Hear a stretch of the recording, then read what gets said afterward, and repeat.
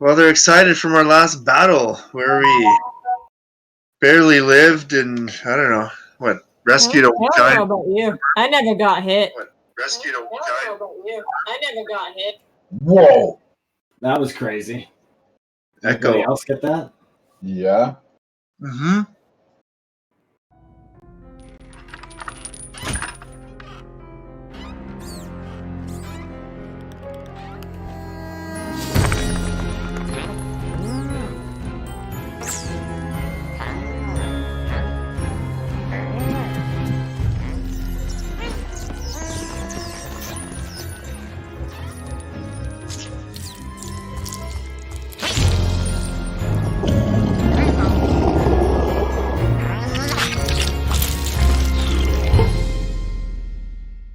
A whole like fire underneath it or something.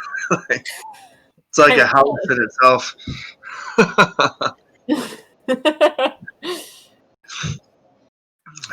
Where is... There we go.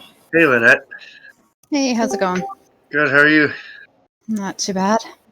Good. All right. And we got Denver Sound loading up here shortly. Oh, sweet. What's up, Killer B? Oh, hey, look at that. Ninja. Nice. Finally decided to come in costume for you guys. Okay, so we're gonna take an audience bet right at the beginning. If anybody wants to guess how many times the phrase "What's that, Denver?" gets said from this session, if you get the answer correctly at the end, we'll give you a prize of some sort. I'll send you a keychain. So that's all stipulation on if he's keeping the mask on the whole session. Yeah. Well, you never know. He could be across from somebody right now that he's hired to like gauge his every reaction or paint him. Maybe he's being painted while he's doing it. So he doesn't want to, he's too close. Doesn't want to breathe on the painter. Just on inside checks first, then. How about a quick mic check? Does that sound terrible? No, it's good. No, it sounds very Sith. Very good. Yeah. Very Sith. Yeah. So, greetings, everyone. Greetings to everybody who dropped into chat suddenly. Hello. Welcome. How's everybody's Friday going? That's good. Yeah. It's a Friday. Crazy Yeah. week. Yeah, that it is. Nice. All right, so we're going to pick this up right where we left off, literally as the horses are turning around and everybody's getting ready to march on out of this place to the north. Where last we left off, the party faced off with a couple of dark priests of Letharic, several soldiers, an evil or catatonic druid, or a little bit of a combination of them both, and a giant-ass purple worm, an aberrant purple worm.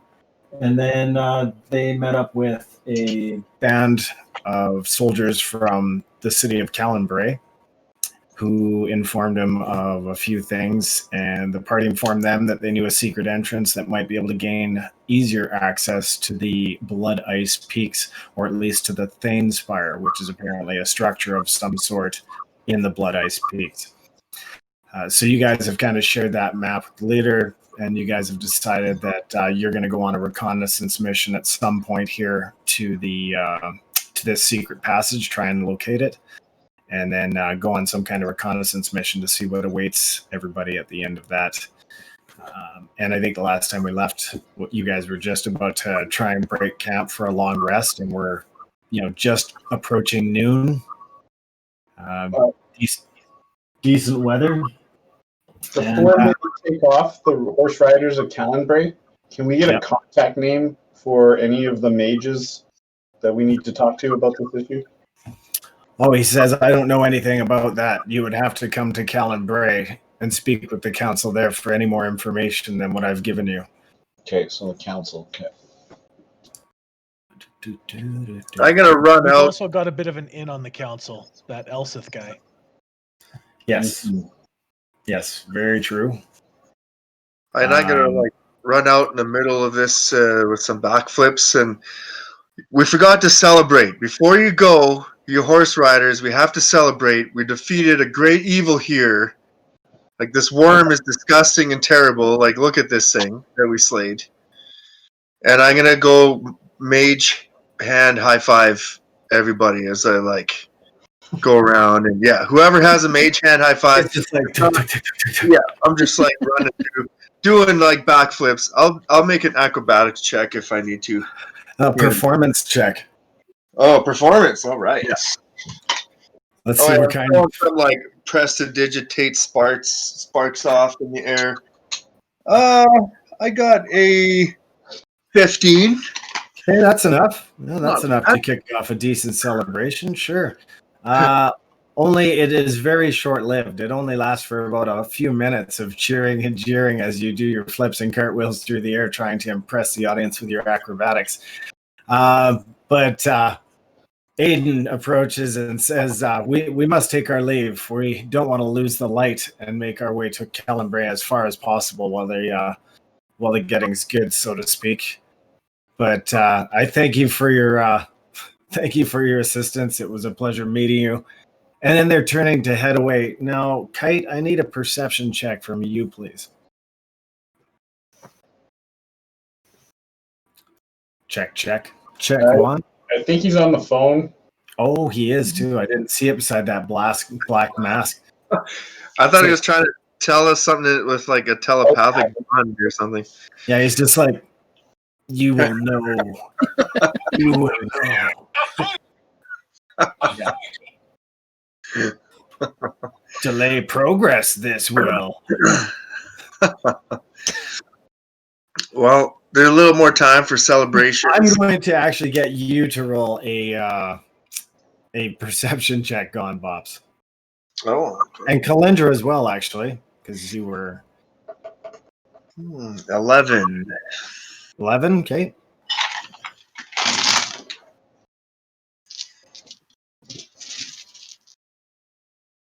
$23.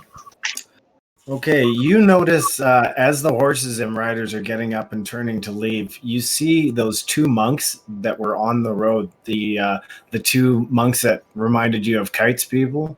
Mm. And Kite was sure that they were monks from his temple complex. And you guys just gave them the bypass. You see that their hands are bound and they're being led away on foot. I'm actually just going to send a message to Kite and just like point it out. And I'm going to go ask about them too, like as the riders are going, like, oh, we met them on the road. Are they part of this plot against us? Says, we don't know what plot they're part of. They showed up in perhaps an inopportune time during an attack on the... hang on a sec here.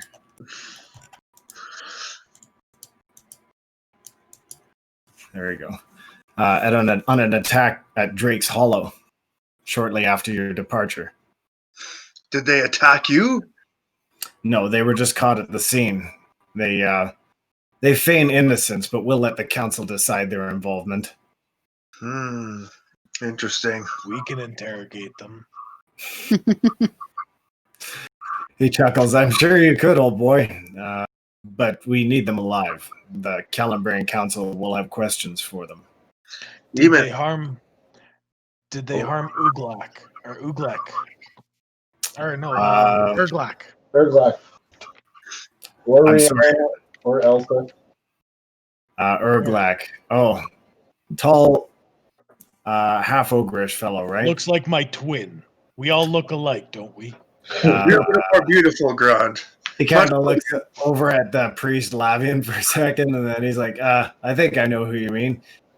He was there. He did not look harmed. Fair enough. This was only days ago. Perhaps our wizard could still interrogate them. Yes, perhaps our wizard can read the minds of these ninjas. Interrogation doesn't necessarily mean we're going to kill them. All right. It doesn't necessarily mean it. Aiden holds up his fist in the air, and a lot of the troops starts whistling at the others moving down, and they all come to a bit of a halt. And he turns to a couple of soldiers and whistles them over, and they bring those two people over to you. What do we wish to learn? To see if they have any hand in this evil, undead plot or whatever the hell's going on with these knights of And why Lefare. they were at Drake's Hollow too. Yeah. How I suggest we proceed is someone ask the questions while I stand beside you. Hmm. And Grond is gonna quickly cast the I'm not going over message spell, Okay. and he's gonna That's funny. basically say, "Keep out of sight." To who? To who? To Kite. Oh, okay.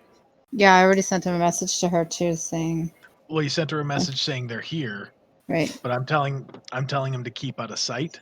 That way, they don't have a chance of seeing her. Okay.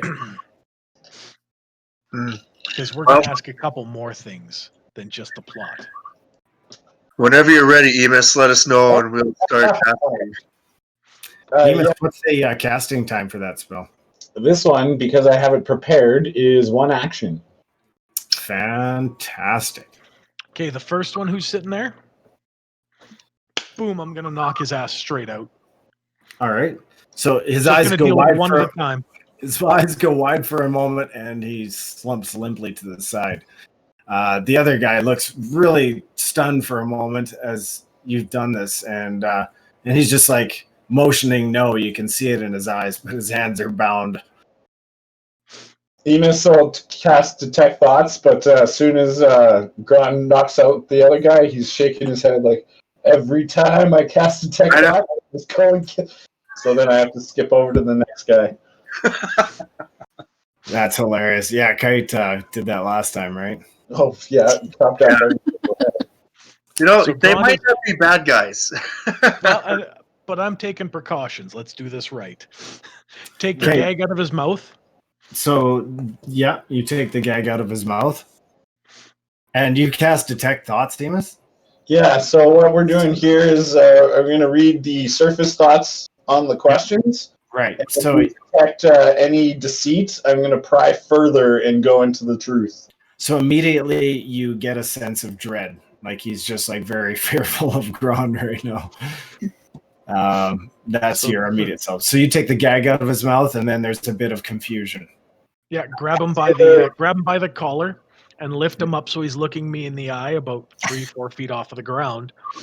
Okay. So the chains between them are actually attached to a longer chain that was being used to kind of pull them along, and it kind of hangs down below as you lift them up. Perfect. That's good. I'm going for every bit of focus I can on this one numbnuts. I look Okay. at him and I say, if I don't get all the answers I want out of you, I get the rest out of him. Okay, so Understood? you see him close his eyes for a moment, and then this calm, like a placid tone just goes over his face. And then he opens his eyes and he begins to speak calmly. He's like, I will give you the answers you seek. And you get a sense of honesty from Emus.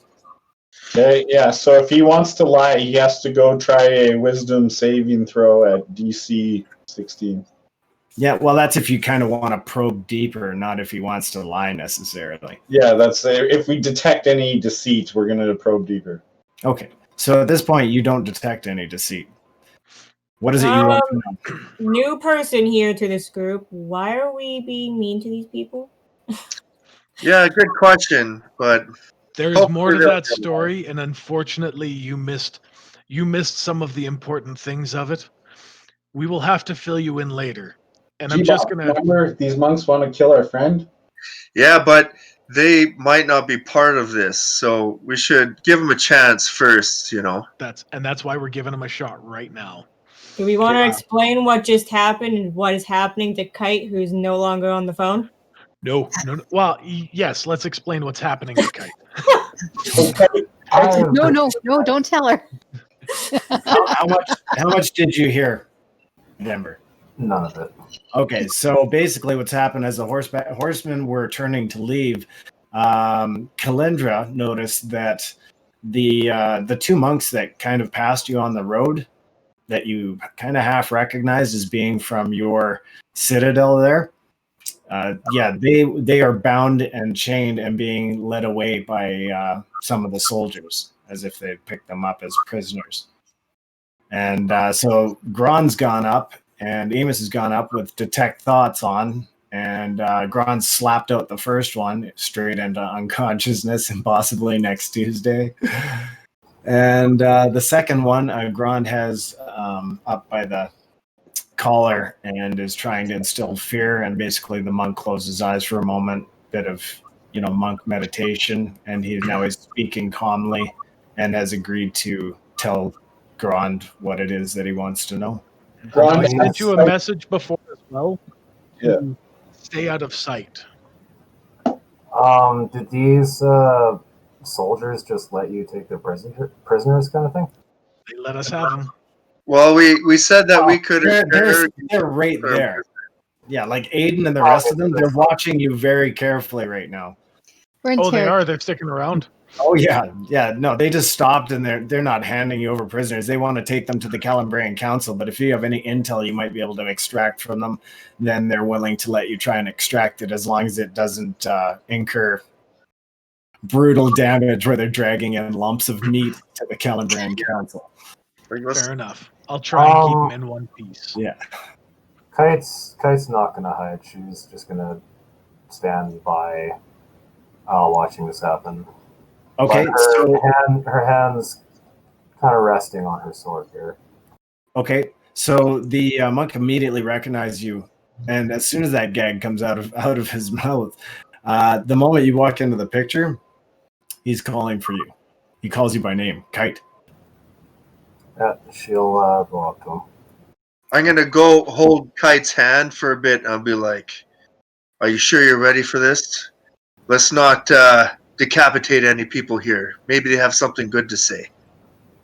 She takes a deep breath and looks down at Bops. You can't quite see it through the mask, but she does smile. Thank you, friend. I am ready for this. I appreciate your counsel, but I'll be fine. Thank you. Okay. So anyway, as you approach, the man explains that his name is Tresan, and he comes from Athrakul as well, where you're from. Doesn't know of you, but has been given a description and told to look for you, along with Coruscant, who is his unconscious friend. He says that the two of them were beckoned by one of your order to come and find you and to stop you from completing your mission, and asking you to read the letter that you were sent with, that it might reveal a deeper plot. I appreciate your concern. You have found me now, and I've beaten you to the punch, unfortunately. I've failed in my original mission. I have read the letter. I know its contents. Okay. So he's kind of looking at Grond and looking down at you, looking at Grond, looking down at you. Is there any way we could continue to speak on a more peaceful level? She's gonna look up to Grond and give him the nod like it's okay. Okay. So Grond is going to look at you and just kind of like, "Are you sure?" Yes. I am Detect thoughts. Do I see anything malicious from the tracer? You feel relief. Okay. Nothing malicious. I'll stay silent. Okay. So Grond will put him down. Okay. You may speak with Kite freely, but after such, we have questions that we will have answered. You set him down, and he kind of dusts himself off for a moment just from behind. He's still chained, but he kind of straightens himself out in the shirt. He's like, we did not come with ill intention. We came only to carry a message, to simply let Kite know that a trap lay await for her. Kite's gonna kind of look over to Emus and just kind of read his disposition. Does it look like he's detecting any lies there? None.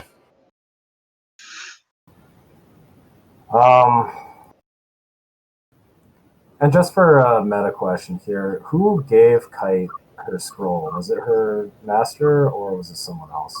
No, it was her master. And do you have a name for that master? I would have to be pulling up some old documents, but Then Just don't worry about it. Master key. But yeah, Master gave me this mission. Who could have set a trap that would have got by even his watchful eye? Your master has been slain. And her eyes go wide for a moment, and she takes a moment to calm herself. Please tell me everything you know. You know the law of compartmentalization. We cannot reveal that which we do not know. We've only been told but a piece of the story. You've Please been tell asked. us a piece. Yeah, apparently your master was caught in some conspiracy to overthrow the temple complex at Athrakul, to take it over for himself. But it goes deeper. He was involved in trade with some thieves out of Simber and was himself betrayed. Something about a dagger of destiny gone missing. Is that the one I identified? So yeah, and what you guys might remember from previous is that it was explained that there was a dagger that was being moved to the city of El Moraine, or that it had been moved from the city of El Moraine to another safe location, and that you kind of can piece together was Athrakul, where that dagger was being stored in a secretive vault, and that dagger is now somewhere in the hands of either the thieves or whoever they were selling it to.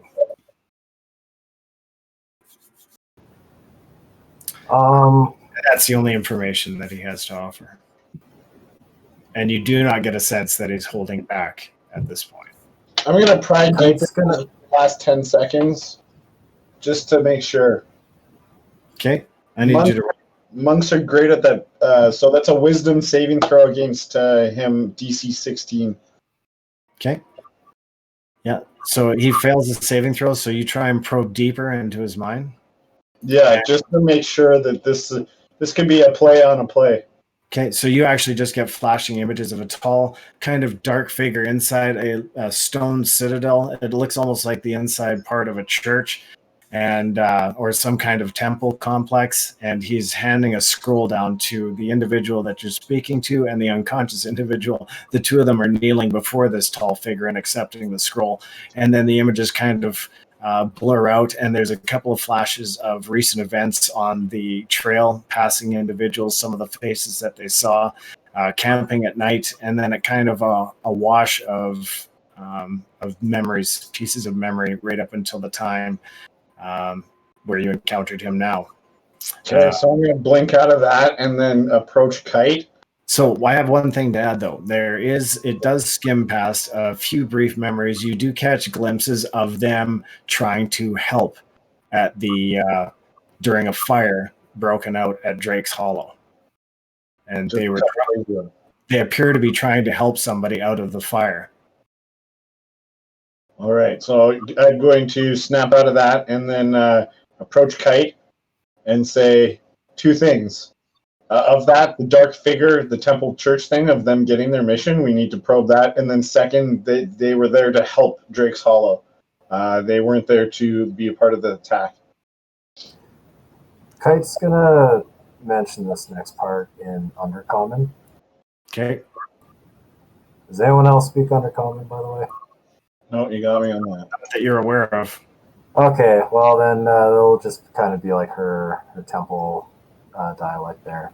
Yep. To ask a monk or her comrade, how did they get captured by these soldiers here? What's their crime? They showed up and accused us of starting the fire or trying to cause some kind of unrest here. I think we just looked different. Understood. This isn't part of your mission. Do you want me to, or would I be interfering with your work if I attempt to bust you out of this? Well, he's looking around. How would you? And then he kind of pauses for a moment. He's like, we don't belong here. We would much rather go home if that's what you're asking. But if we must proceed to this Calyndra and meet this council to, better inform them of the events taking place to the east, then so be it. She's gonna urge him to think very hardly on your time spent at Drake's Hollow. I believe that you're innocent, but I need to convince my comrades here. And if He says, we are innocent. We protested our innocence. They refused to hear it. I believe you. So, but what I need now is the others to believe you as well. So please think as hard as you can on your time at Drake's Hollow from the beginning to the end. And we'll see if I can help gain a few more, see if we can get more people to vouch for your innocence here. He explains that they came upon a band of goblins about to launch flaming arrows on the left side, at the northern side of the Drake's Hollow at one of the trees.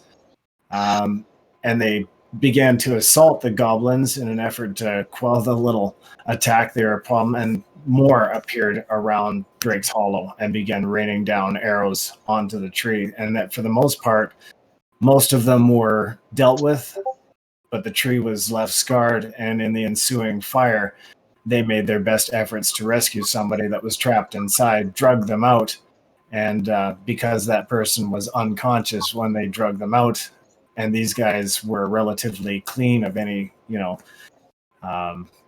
they just looked guilty. Was Emus able to see any of that with his detect thoughts? So Emus definitely would have gotten trace thoughts as he's describing that to you. So Emus, you kind of get a similar picture of them being at that location, moving through the woods quietly, and then coming upon a band of goblins surrounding Drake's Hollow and preparing flaming arrows, and then launching a few of them before this monk and his partner moved in to try and defeat these goblins and prevent them from launching more arrows, only to discover that they were surrounded. And once the flaming arrows started going, people started coming out of Drake's Hollow and trying to fend off the attackers. And Emus is going to also. Okay, so Kite. Yes, we will be able to talk to Aiden about their innocence, but also ask them about who gave them the mission. Because a lot of the time, it's the victor who writes the history of this, and this may be like, who knows if your master was really treacherous? Maybe he was the good guy, and these guys are the treacherous ones. We don't know what's going on with that, so concentrate on. I'll go deal with Grond and speak about their innocence to Aiden. Okay, so yeah, he just tells that his mission was imparted to him by one of the higher order called Sir Assail. It just sounds like a villain. Just suspicious of everyone. Of your friggin' clan? Absolutely. Oh, fuck yeah. And that's kind of the thing, though, as far as like Kite's concerned. She understands how it works with like you're not supposed to talk about your mission, so she's not probing that much. She's intentionally not diving into that, but she wants to earn their trust and also their freedom, and maybe they'd be more willing to talk to us after their chains. So you get the sense that he's opening, and that from your perspective, Emus, you kind of get the feeling that while some things are only slightly closed off, or that he's just trying to more keep composed within that narrative that he's describing. He's trying not to divulge, the entirety of his life, because he knows that he's under scrutiny right now. But you feel that he's being open about the questions asked. Kite's also going to inform Emus. I know my ways may seem strange to you and the others here, and I'm fine with that, but there's certain things that are, there's certain rules our order must abide by, and there's certain things he cannot divulge to me, even a member of his own clan. I'll tell you right now, Kite, I won't judge you if you don't judge me. Fair trade for Emus. You actually, You guys notice the other monk is kind of coming around. Grond didn't punch So he hard. just kind of leans back and kind of jerks for a moment when he sees Grond, and then he looks over at his partner there and at Kite, and he just kind of trying to make sense of it. You can see him, his mind's just working a million miles a minute trying to piece it together, what just went on. Grond gonna will give tell you him my- he can stand up, but try nothing else. Okay, he looks around cautiously, and then the man known as Coruscant stands up. I'm gonna just put my hand on his shoulder, be like, or his elbow, I guess more. Yep. But it's okay. Don't worry about it. Sometimes our friend is hard to trust people. Here you go, and I give him like a whiff of mint in the face to kind of help him. Mint. Nice. Little Yeah. mint in the face. Okay, well, he kind of moves back a moment when the mint hits him. Kite's also gonna mention to both of them. Sorry for my travel companions' rough welcoming. They're not quite as cultured as our general greetings are. So you hear Aiden and the priest muttering to themselves, and Aiden turns to you guys and he says, yeah, so we knew that the dagger of destiny was moved from the city of El Moraine and its vault. We didn't trust it there, so I knew the council had ordered at some point to have the dagger moved to a vault deep within the temple complex of Athra Cool. Shit, well, what else do you know, Aiden, that you're not telling us? He's like, well, it's not my place to tell you these things. As I said, you are wiser to go to the council. My interpretation of the events is a little crude. But we do know that the dagger was stolen at some point during that trip. Due to some thieves we feel maybe based out of Sember. However, we do not know whether or not the thieves were able to deliver their ill-gotten gains to their contractor. Kite's gonna mention to Aiden, we've had similar run-ins with those thieves, and you can rest assured we've seen to it that most of them are out of commission for good. And that any further run-ins we have with the rest of their order, we'll be sure to put them down as well. He said, well, we'll have to trust you to take care of them until we get a chance to report these findings back to the Calyndran Council and let them make a decision that might be more permanently assuring. And then he stands up and he looks like he talks for a moment to that Lavian, that priest that was standing by before. And then he turns to you and says, we should go unless there's anything further that you need from these prisoners. Yes, and I know this is not going to be an easy ask, but I ask on your honor and on mine. Sir, these are members of my clan, and I can vouch for their innocence. Sir, I need you to release them. And she's going to... Yeah. Well, we have heard them tell a fair story. And actually looks over at Lavian, and Lavian nods to him. And you see another guy that steps out from one of the soldiers' ranks, and he says, don't trust them. We can't trust them. Our wizard read their thoughts. They couldn't even help it. Emus, are they innocent or not? Well, I wouldn't be talking publicly to these people. I don't know too much. I would have relayed that information to Grond. So you just walk up in the middle of a crowd staring at you and whisper something gently in Grond's ear? Well, pretty much. You ask Emus to do any public speaking, you're going to get some rambling, All right. ticks. All right. No, I like it for sure. Nervous Emus. Yeah, so he just goes up and and everybody just kind of looks around at each other and like, what the hell's going on? As odd as our wizard is, his hunches tend to be accurate.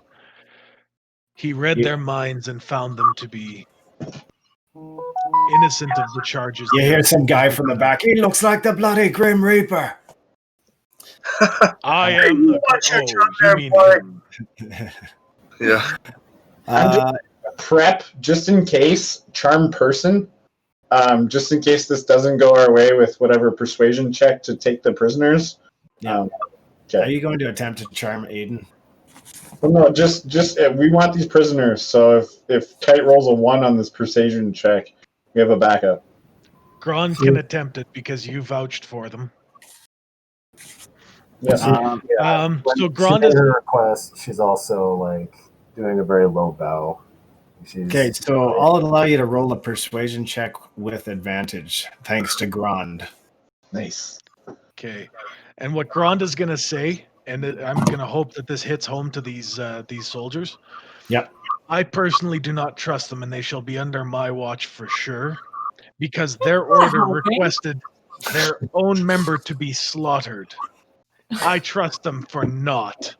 Okay. But if my friend Kite is willing to trust them, then I will. And I will watch them for you. And I'll look at the two guys and I'll say, and should they step out of line, I will immediately dispose of them.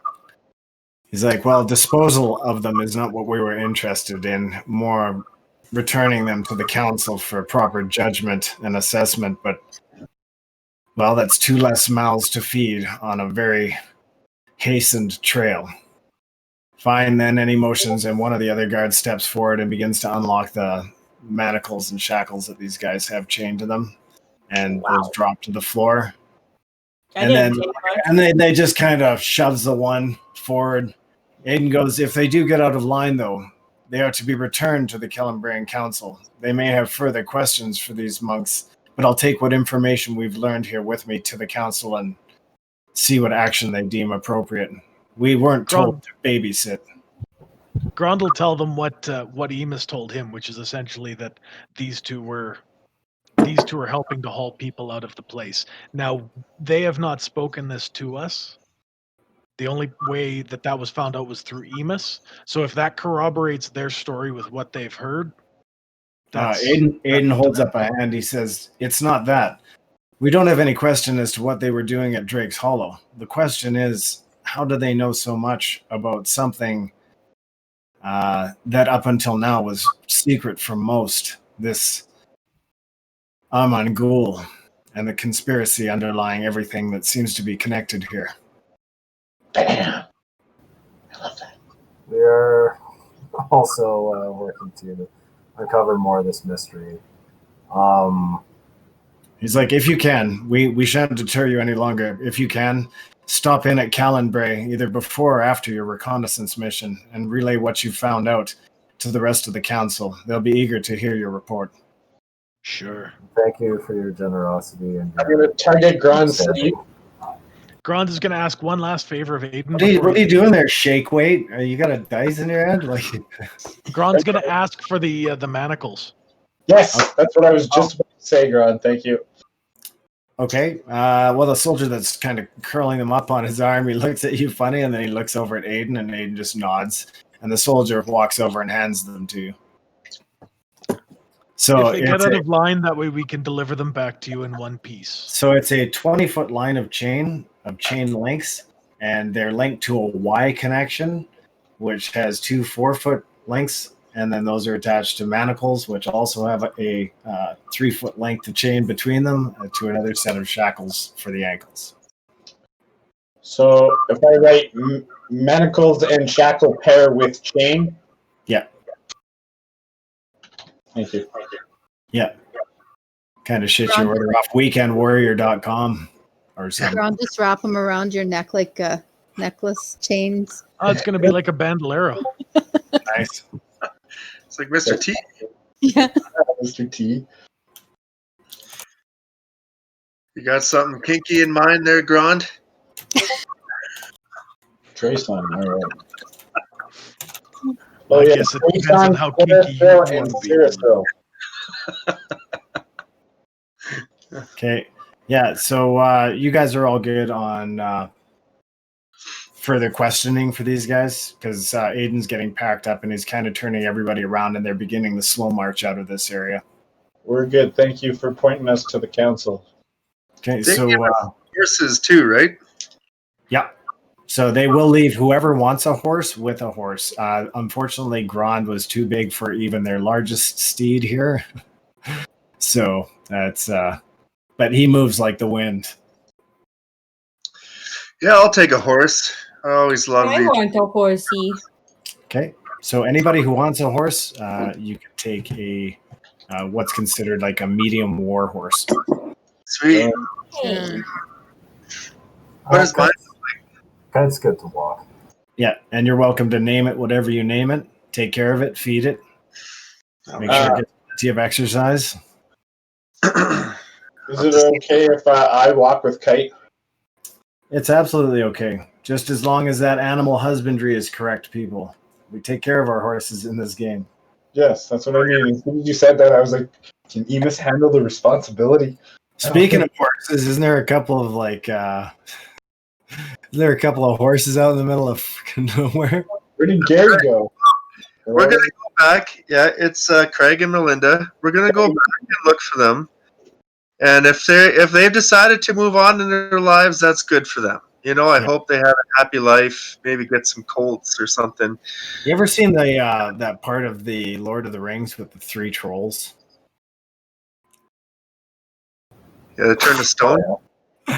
Well, it's, maybe if it was Breaking Day and that's how trolls worked, but that's just Tolkien's trolls. So the gentlemen all kind of pile up and get back on their horses and begin to march out of there. And within a short time, they've kind of fettered off into the woods, or at least the stand of trees that kind of separates you guys from an extensive clearing northward. And then you've got this big stinking corpse of a purple worm and a number of bodies scattered across the field, and this giant, seemingly abandoned portal. Bless you. Thank you. Yeah. So, what are you guys doing? It's maybe 12:40-ish, the equivalent of.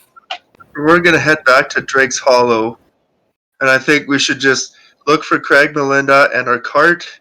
And if it's gone, whatever, just keep going back to Drake's Hollow and see what's happening there. This fire doesn't sound too great. Grond is actually going to ask the group real quick. Did we want to see if there is anything residual left inside the worm? I'm sure it consumes much. Oh man, you guys were gonna do that thing, weren't you? Dissection. Emus was all over that. Yeah. Oh, that's awesome. All right, yeah, because it doesn't look like it's taken long for this thing to get just a little bit ripe. You can see carrion birds starting to circle overhead. Now, how are you going to go about this? It is oozing and seeping from a number of large gashes delivered to it by certain fiends. So how are you guys attempting to either insert yourselves or extricate the insides of this creature? Which is, as you can tell, freaking massive. So what I'm thinking, like if you had a plastic straw and you cut one side, and just peel it open. Slip it open like that. Okay. But so for that one, we're looking for a juicy underbelly and Grond and a longsword. But Grond, what's your experience with these, or anyone to the group? Experience with these? If you cut it open, is there like that last one when we cut it open? It was poisonous slime that came out of it, or that thing with the I don't know. I got a model. What was it called? The sand dude. Ankegs. Oh, the ankegs, yeah. Oh, the ankegs' digestive juices that it spit, the acid. Digestive juices. What do you think about the digestive juices of this particular worm? I could take. I think I still have 3 empty vials to use up. It'll probably have some sort of acid in its stomach. Well, for sure, at some point, it's got to digest stuff. And you have to think of what that worm is used to munching its way through stone and earth. I imagine you'll find at least 3 or 4 of these almond jerks. I think 6 of them, wasn't there? Yeah, I wasn't counting. Yeah, 6 of them. And other than some bashed up armor, other than some bashed up armor and stuff like that, they've, everything on them is reasonable as far as quality goes. Oh, I'm not looking too much to. Well, you guys can save whatever. I just want to cut something up, kind of thing. So, So each one of them has a shield, a dagger, and a longsword. Are we performing this dissection? I'm gonna stay by Alright. my horse and not go near that. So who's going to make the incision and with what?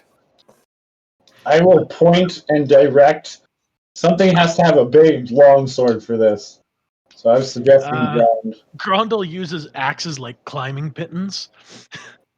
Kind of get all the way on top of this thing, and then he'll pull out his 2 magic longswords and basically just Peel it open. Okay, so I'm going to get you to roll a strength check right at the top to punch your way through once you've kind of hammered your way into position. 18 plus bonuses, so That'll do it. 21. So you start peeling down, and now I'm going to get you a dex check as you notice the things start to split at the seam you've created, and you can see stuff starting to push its way out. 14 plus 4, 18. Okay, you managed to just roll out of the way as a huge swath of guts just comes spilling out of this wound and pooling around your feet.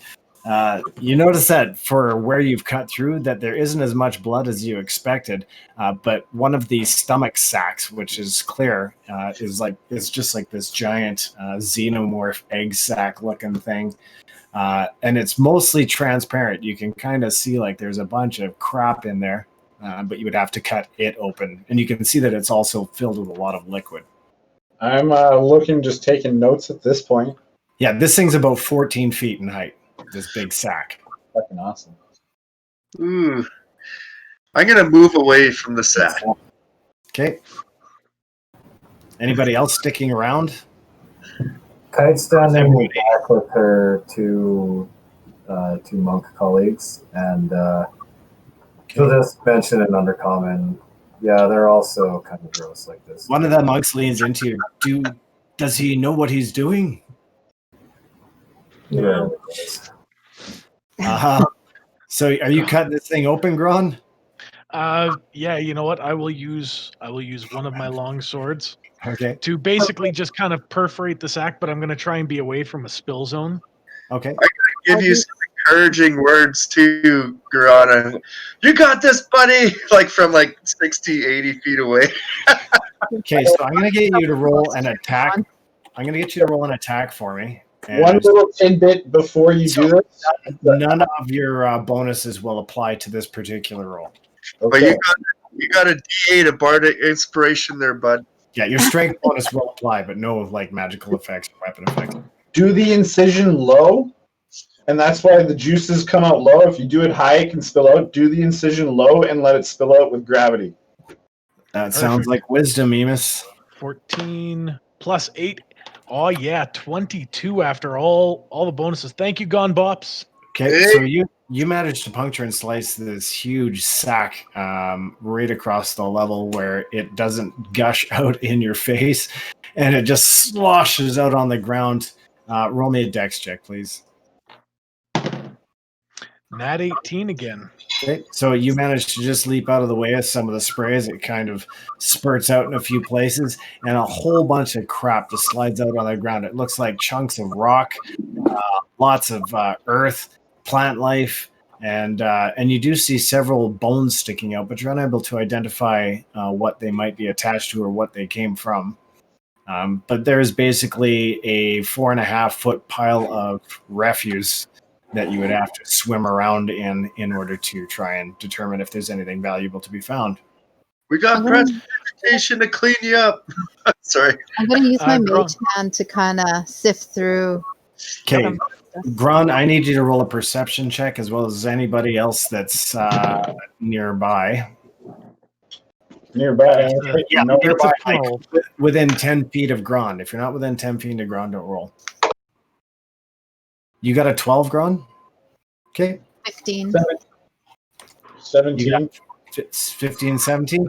Okay, so Calyndra, as Grond, you're standing there. You guys notice that there's either steam or some kind of smoke coming up from around the pile of refuse where most of the liquid is kind of seeping off of the solid stuff. So you get the sense that it's either steam or smoke. Grond doesn't seem to notice. Do we smell anything? Offhand, yes, you do smell like the distinct smell of like caustic burning. So if I need a medicine check for this, but I'm going to mention that this is probably the digestive acid that's burning this stuff away. Emus is all like, Yeah. yeah, it's like, yeah, it's acid and shit. I was thinking more of mage handing at least one vial of it, though. Oh yeah, you're gonna mage hand a vial of this stuff? If I may. You may. So yeah, you managed after time to get some of that. Now, when it comes back to you, there may in fact be some on the outside of this because your mage hand, as precise as it's trying to be, is trying to manipulate a vial and some acid into it. So just roll me a d20. Let me know what you roll, please. Okay, and then after this, I'll prestidigitation that one out. 19, almost a natural one. Oof. Okay, so you the vial gets plucked down into your hand from the mage hand, and your fingers land on the parts of the vial that don't have droplets of the acid on it. But you notice that you do need to give that vial a little bit of a cleanup before you put it in your pocket, which will be easy enough. Yeah, and do you guys say anything to Grond? Oh, I pointed out to him if I notice he's Well, reaching. Grond already knew it was going to be acidic. I just didn't notice the smoke yet. Damn it, Yeah, that's and where actually- something good is. Let me know. And what you notice is that, like, because it's come out of the stomach, there was a lot of liquid, but the liquid is now on the ground and kind of pooling out from the solid stuff that's staying on top. So you just notice that that's spreading out from the pile of crap you're about to search through. I'll be honest. Mage hand him. To find her equipment, we'll turn over every rock. Yeah, I gotta find her armor. Oh, was there some bribery that went on in back channels there? Like, No, but I feel very, very lucky. yeah, that's like Calgara's favorite tech or favorite. It's gotta be somewhere. Why not in the stomach of a purple worm? Yeah, she's like, oh man, I love looking for my armor. That's my favorite quest. I'll have you know, my name isn't Calgara. Nah, I'm just going by chat. It's Mirajane. MJ. Okay, so you guys are how are you searching through this pile Mage of crap? hands. Mage hands. Mage hands? Who all's involved in this mage hand soup churning event? Okay, Calyndra, good. So you two are kind of sifting through the stuff there. And just out of this pile of stuff that you find 9 gemstones. You find 4 of them that are blue, 2 of them that are brown. Should I write this down, or are you guys ready to take 2 of them them? that Go are ahead, red. Emus. You go ahead. Okay. Or Jace. Yeah, I got you. Gemstones. We have 9 of them, and 4 blue. 4 blue. Yeah, 4 blue, 2 brown, 2 brown gemstones. and 2 red. 2 red. And 1 more of another color. And the one's clear. Okay. So we'll just kind of put them down away from the acid and everything. Yeah, Do we you have- also find 10 silver pieces, which appear to be from a number of different areas. They don't all appear coins local to here, so it appears this worm has either swallowed somebody that traveled or it's been traveling. You find 2 gold pieces sifting amongst, and this is after about 45 minutes of sifting through this stuff to try and find stuff. 45, wow. Yeah, I'm going to need a constitution roll from Grond and from Calyndra. 15. Okay. You don't like the smell, but you manage to hold it. Calyndra, you begin to feel nauseous as at around 40 minutes where you start sifting through this stuff and just the overwhelming stank of it. Okay, I'll move away. Okay, so you back up a little bit. It's going to make your search through any kind of refuse a little bit slower, but yeah, so you're still sifting through. Okay, you managed to find a battle axe head. The battle axe's handle is apparently long gone, but the head itself appears in good condition. There's only a few minor notches and some interesting etchings in the side of it. Other than that, you find a ton of earth, a ton of rock, and not much else.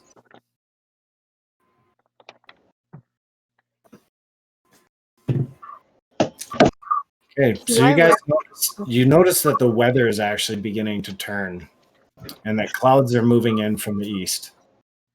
Okay. Ooh, I could use a long rest. Very. Not that I'm hurt, but I'm limited on spells. So Yeah. Eros is like tired, kind of letting you guys know time to bed it. Grond will prestidigitate and clean up some of the stuff while everyone else is, and I think we should take a rest somewhere at least.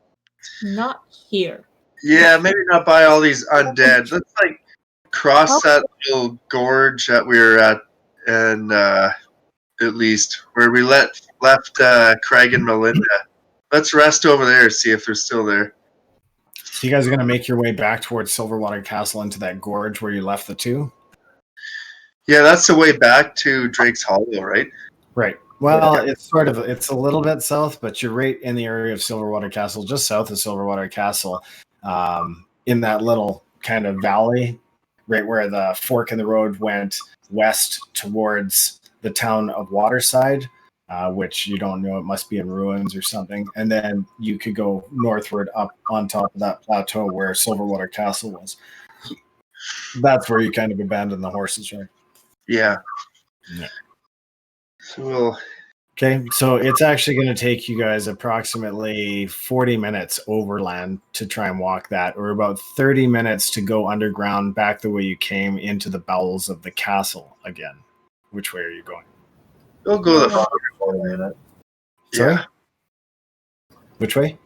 the 45 minute. Okay, so you're going to take the overland path? Yeah.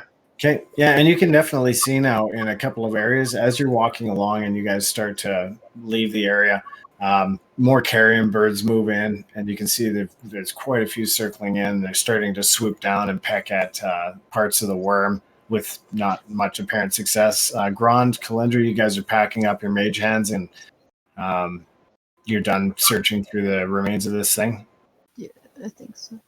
Okay. Did I recognize any of the coins? Yeah, you do recognize some of the coins from the realm of Elmoraine, some of the coins from the realm of Calyndra, and some of the coins from the realm of Highwatch, and 2 coins from Al Shanir. Calyndra, Highwatch, Al Shanir. What was the last one? That was it. Elanir? Elmoraine? Elmarine. Yeah. All places we've been before shows if this was the evil guys. Hey, They don't have a coin from Rex. another place. Yeah, so you guys are making your way, and you do notice there's a couple of areas in the ground that look slumped, as if like sections of the ground may have collapsed down below. So it seems that possibly taking the tunnel way may have caused further problems than you had imagined. And as you guys pass overland, the first 10 or 20 minutes are fairly uneventful. And then who is leading? I guess I'll be leading on a horse who I've given a name, by the way. It's Horus. Horse. Horus. Horus. Horus. Horse. Yeah, it's, feels right. So Nice. Okay, so I need you to roll a dexterity check. okay, that is a 12. That is a fail, as the ground gives way in front of you, and both you and your horse careen down into a pit down below. Oh no, is the horse okay? A 19-foot fall for a horse is not a good thing. As someone who's grown up with horses, I can assure you, you're going to have to put that horse down. Yeah, that horse No, is I heal. agony, and it's lying on the rocks about 20 feet below you. Yeah, In the darkness, you can see a thin band of feel it. Horus. I cure wounds on horse. Okay. Are you okay, Gone Bops? Gone Bops, I need you to roll a dexterity check. Just for you. Oh man, that's a 12 again. Oh. So you land a bit rough, but you take 1 point of damage. Oh, I'm okay. I just hurt my butt a bit. Yeah. Look at Horace. Yeah, bruised coccyx. Fix the horse. I'm gonna lay hands on Horace. You Okay, can make. How are we lay- getting the horse out of there? Now, Gone Bops, roll me a perception check, please. Oh man. Oh, that's a 5. Oh god. So you don't seem to notice anything as you're staring up out through Like, this hole, about 20 feet above you in this rock ceiling. And you guys looking down, is anybody like trying to get down to him, or what are you guys doing? I want to help the horse, so I probably am. How I'm are you going to getting- put a rope down for him. Well, I was stupidly gonna jump. Okay. Yeah, Yeah, wing. you're jumping? Okay. No wings, no nothing, just jumping. Yeah, I was probably not thinking. Are you going to tuck and roll that, or you're just jumping and hoping that the rocks will support your fall when you... Okay, so you see Mirajane leap into the hole. Mirajane takes 5 points of damage as her knees buckle and she dislocates her knee. Awesome. I heal myself. Okay, there's a solid snap as your knee pops back into place. Don't forget to minus that spell. And you experienced excruciating pain for a brief moment and a slight feeling of resentment Yeah. towards your DM, I'm sure. As your bones and tendons kind of knit themselves there, and you stand up beside Gone Bops and survey the area. I need a insight check from you, please.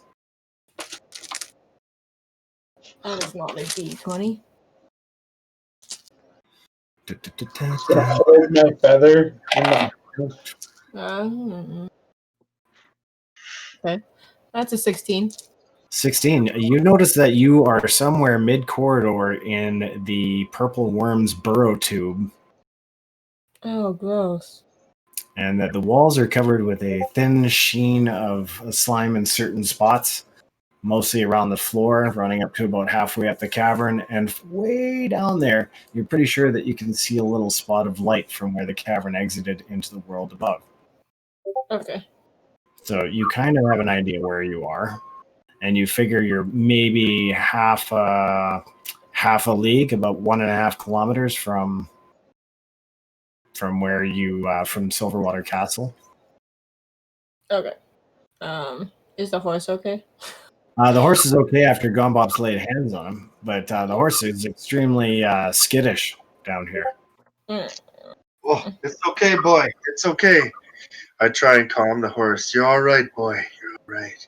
Well, it looks like we're probably walking in this tunnel now. Unless we can figure out a way to get the horse up 20 feet. Just throw some ropes down. What about the horse? Horse Throw can't some ropes down. Throw some ropes down and wrap it around the horse and pull it off the ground. Okay, so, Jesus. Sprout your wings and fly the horse up yourself, MJ. okay. I'm Stop gonna begging.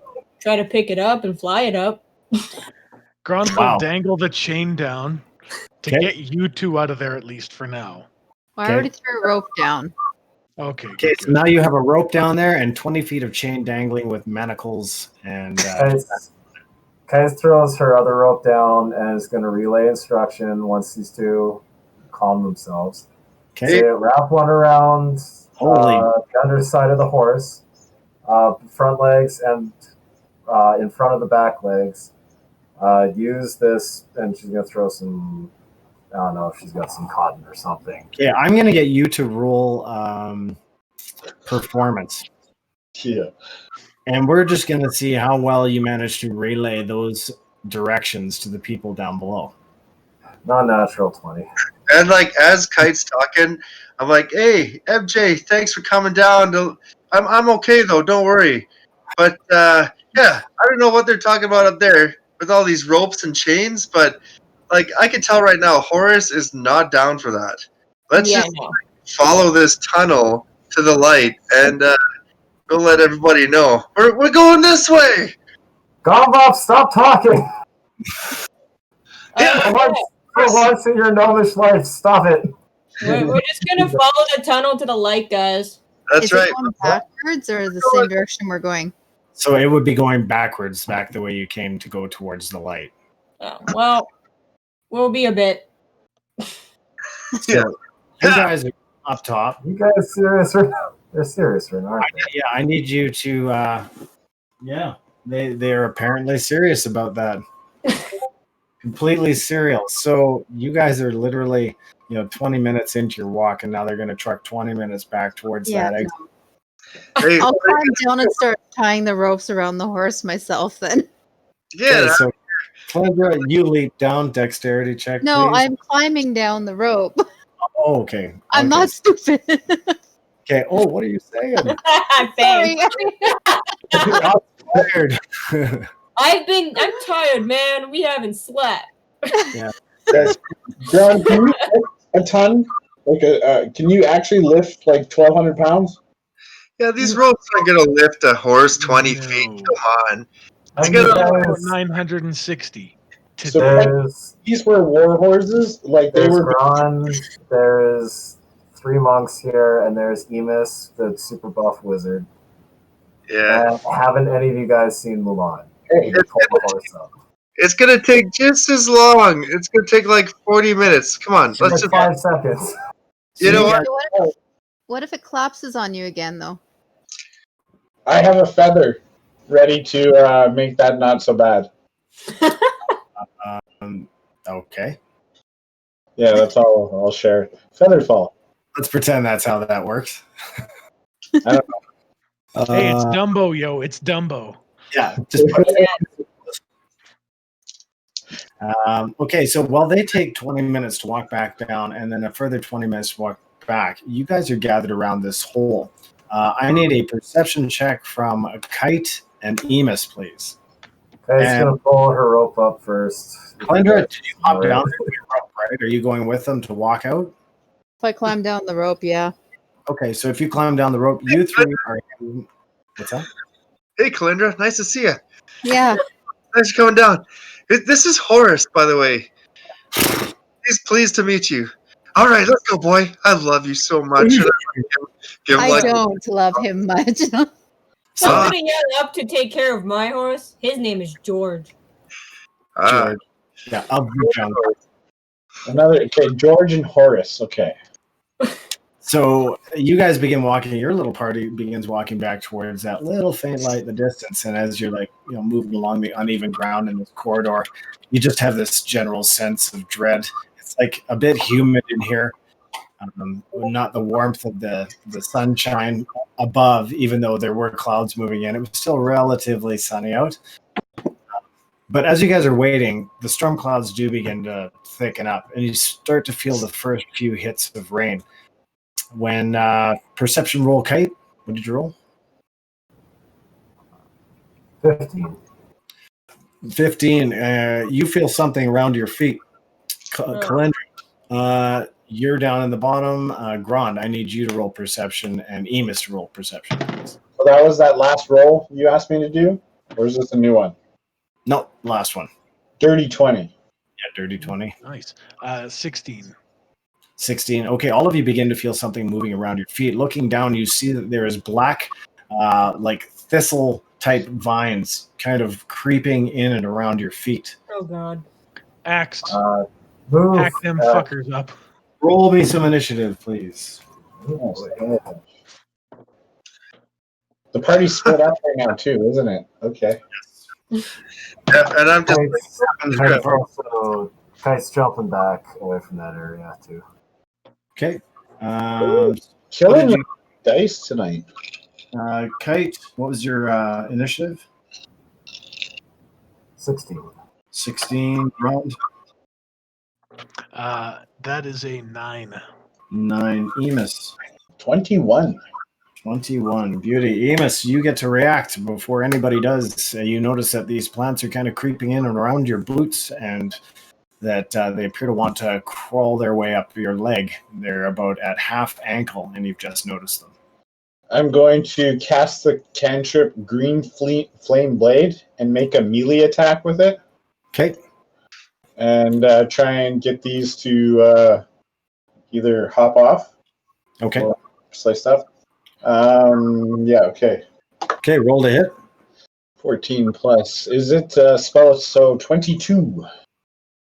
Or wait, when I'm just one sec. For the green flame blade,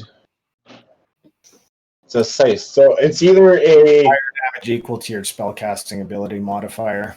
Or at 5th level, the melee attack deals an extra 1d8 fire damage to the target, and the fire damage to the second creature increases to 1d8 plus your spellcasting ability modifier. Yeah, I'm just going for the hit roll. Do I Okay. use my spell casting DC or the weapon DC for that one? Are Probably you a weapon DC because it's a physical All right, attack. so then another dirty 20 in a row. okay? Yeah, you strike it. Roll damage. Okay. 1d8. Plant appears to recoil almost immediately as soon as you strike it. 4 Okay. damage. And then, it actually gets the slicing damage as well, I believe. The actual scythe. Yep. That's 1d6 for a slice. Plus 5, so 9 total damage, and then whatever it hops off of, if there's anything left. So it burns the next target. Yep. And it definitely does that. And right now, I'm just like, so Calyndra, did you get a horse too? Nope. Oh, you should check them out. They're awesome. I like me and Horace, man. Just look at them. Yeah, look where we are. The horse actually nuzzles you a bit as if it's trying to search your tunic and your trousers for food. Give me a carrot. I'll let you contemplate how you're going to handle that situation. The horse appears to be very hungry. But meanwhile, back on the surface, Kite, you notice these thorny tendrils kind of moving their way up and around your feet. She swings her sword twice and does a melee kick. Okay, so you only need a 4 or better to hit this thing. Oh. Well, she rolled 21, 21, and a 17, so Okay, she hits. damage, please. 11 plus 8 is 19, sorry. Yeah. Plus 5 is 24. Okay, you see it retreat in a large patch around you, much faster than it was moving in towards you. It just seems to peel back and burn away in the area that Emus kind of struck it there. And it just kind of retreats, right? For her movement, she's going to move back 20 feet from its retreat there. Okay, so do you mean forward in this case, like back the way that you guys were coming, or further down the trail? South or north? She's running away from it, getting more distance. Yeah, so running away from it northward, or sorry, I guess you guys are traveling more east to west, so, or rather, remember each, east to west. So we'll just say that you're heading further west. Our monk friends, don't forget about those, Kite. Those are kind of your wards right now. You know, I already got their initiatives and stuff rolled. Okay. So you guys have Kite. You've done some damage to it. We are at Grond. Sorry. Okay, 2 swings with the longswords. Okay. And I'm going to use a dice that is going to hopefully work better for me than my last couple of rolls. 17 on the first, 16 on the second. Those should be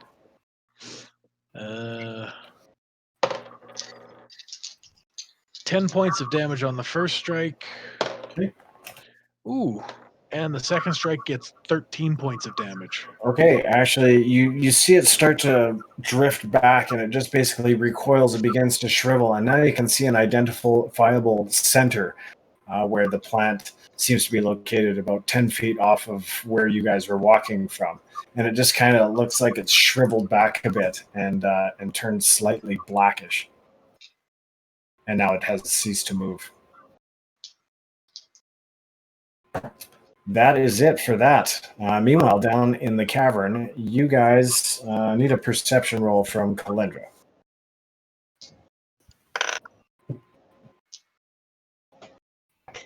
$23. Okay. So yeah, you keep a sharp eye out for everything, and you guys arrive after about 20 minutes without any kind of event. There doesn't appear to be anything, but you do feel a couple of like tremors in the corridor, but you don't feel that you're in too much danger. And you guys come up at the previous battle site, so you're just gonna work your way around. You can see that there's now these carrion birds absolutely everywhere, and across the where the purple worm is, you can see a large, what looks like a brown bear. Starting to snuffle about the remnants of the purple worm where its carcass is coming out of the hole. Hey, let's ride back on horse. Come on. He's tough. He can take us all. All three of Okay. us? Okay, you say the word horse, and you see the bear just at the other end of the clearing kind of kick its head up and start sniffing at the air. Yeah, let's go. All right. It's okay. That bear is a friend of mine anyways. Yeah, come on, let's hop on. And I like get on the front and On the right near horse? the shoulders. Yeah. Oh, I thought the bear. I was like, that. Well, we're gonna have to roll for persuasion on that one. The bear. Okay, so yeah, so you guys turn the steed around and you guys kind of begin this like gallop. Is like one of you running, and then the other two are kind of riding on this horse now, or what? Yes. Okay, so who's running? I think it's a big horse. Couldn't it fit all of us? Like, I'm the size of like a kid, so Yeah, that is true. You are pretty light, and actually, Mirajane is wearing pretty light armor as well. So I'll say all three of you can ride on the horse, but it's just going to be moderate travel, nothing high speed or anything like that. Especially if you want to maintain any kind of composure. yeah, whatever a horse can do. Yeah. He's a good horse. Okay, I need Kite. Can you roll me a d6, please?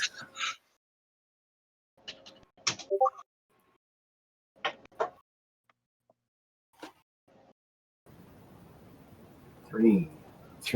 Okay.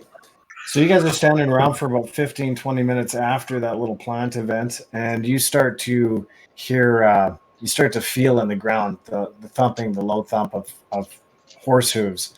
And it isn't before long before you see Bops and the rest of them riding, back to back pretty much on this horse, and they come into view. You guys are rejoined. That was fun, wasn't it? What a great trip. All right, let's go find our other horses. Okay, so you guys continue down the trail. Why And don't we let someone other than Bops lead this time? Yeah. I hugged my horse. okay, who's gonna lead? I'll take the lead then. Okay, and It's dark now, right? No, it's only about 3:00 in the afternoon. Oh, okay. Maybe I won't take the lead. And you guys sense that you're not far from the northern road. So you're traveling for already rolled. So you guys are traveling for about another 20 minutes or so, and then you actually come to a part of what you assume is the northern road. But it's hard to tell where you are right now, whether or not you're to go north or to go south. Who has an unerring sense of direction here? So I can actually always point to north with one of my keen mind traits. Okay, so you know which direction north is. Emus, you just have no idea where on the north road you guys have come out. This is true. Can I reference... Oh, can you see it? Can I screen share it? How do I do this? You know the elf map with the magic? Yep. Yeah, that's what I'm referencing now and pulling Grond's sleeve. Okay. Oh, that's a mean-looking weapon. Holy cow. I like it. Yeah, it's like a fist-shaped batleth. So, okay, so are you going to try and reference that map with your crow, or what are you doing? Raven, yes. Raven? Yeah. Yeah. Stark Raven mad. Takes offense to the crow comment. Yeah. Freaking Crows come from cornfields. Ravens come from, well, it's not a crow. So, yeah, you send your Raven up, and it starts doing some circles. I'm going to get you to roll insight, please. Insight. We'll pull that up. We'll go with that. Oof. 9 plus 4 is 13. Okay, so you're able to make out enough rough details from the, the really crude drawing of the map, but where you are on the road, you do see a couple of recognizable areas, and off in the distance to the south, you see on the west side of the road the peaks of Silverwater Castle. So you figure you've ended up about maybe half a league north of Silverwater Castle. Okay, I'll pass that along to Grond. Okay. So you guys come out onto the northern road about half a league north of Silverwater Castle, and now you're going to backtrack down towards... Okay. Towards the horses and where we stashed the cart. Awesome. Grond, I need you to roll me a d6, please.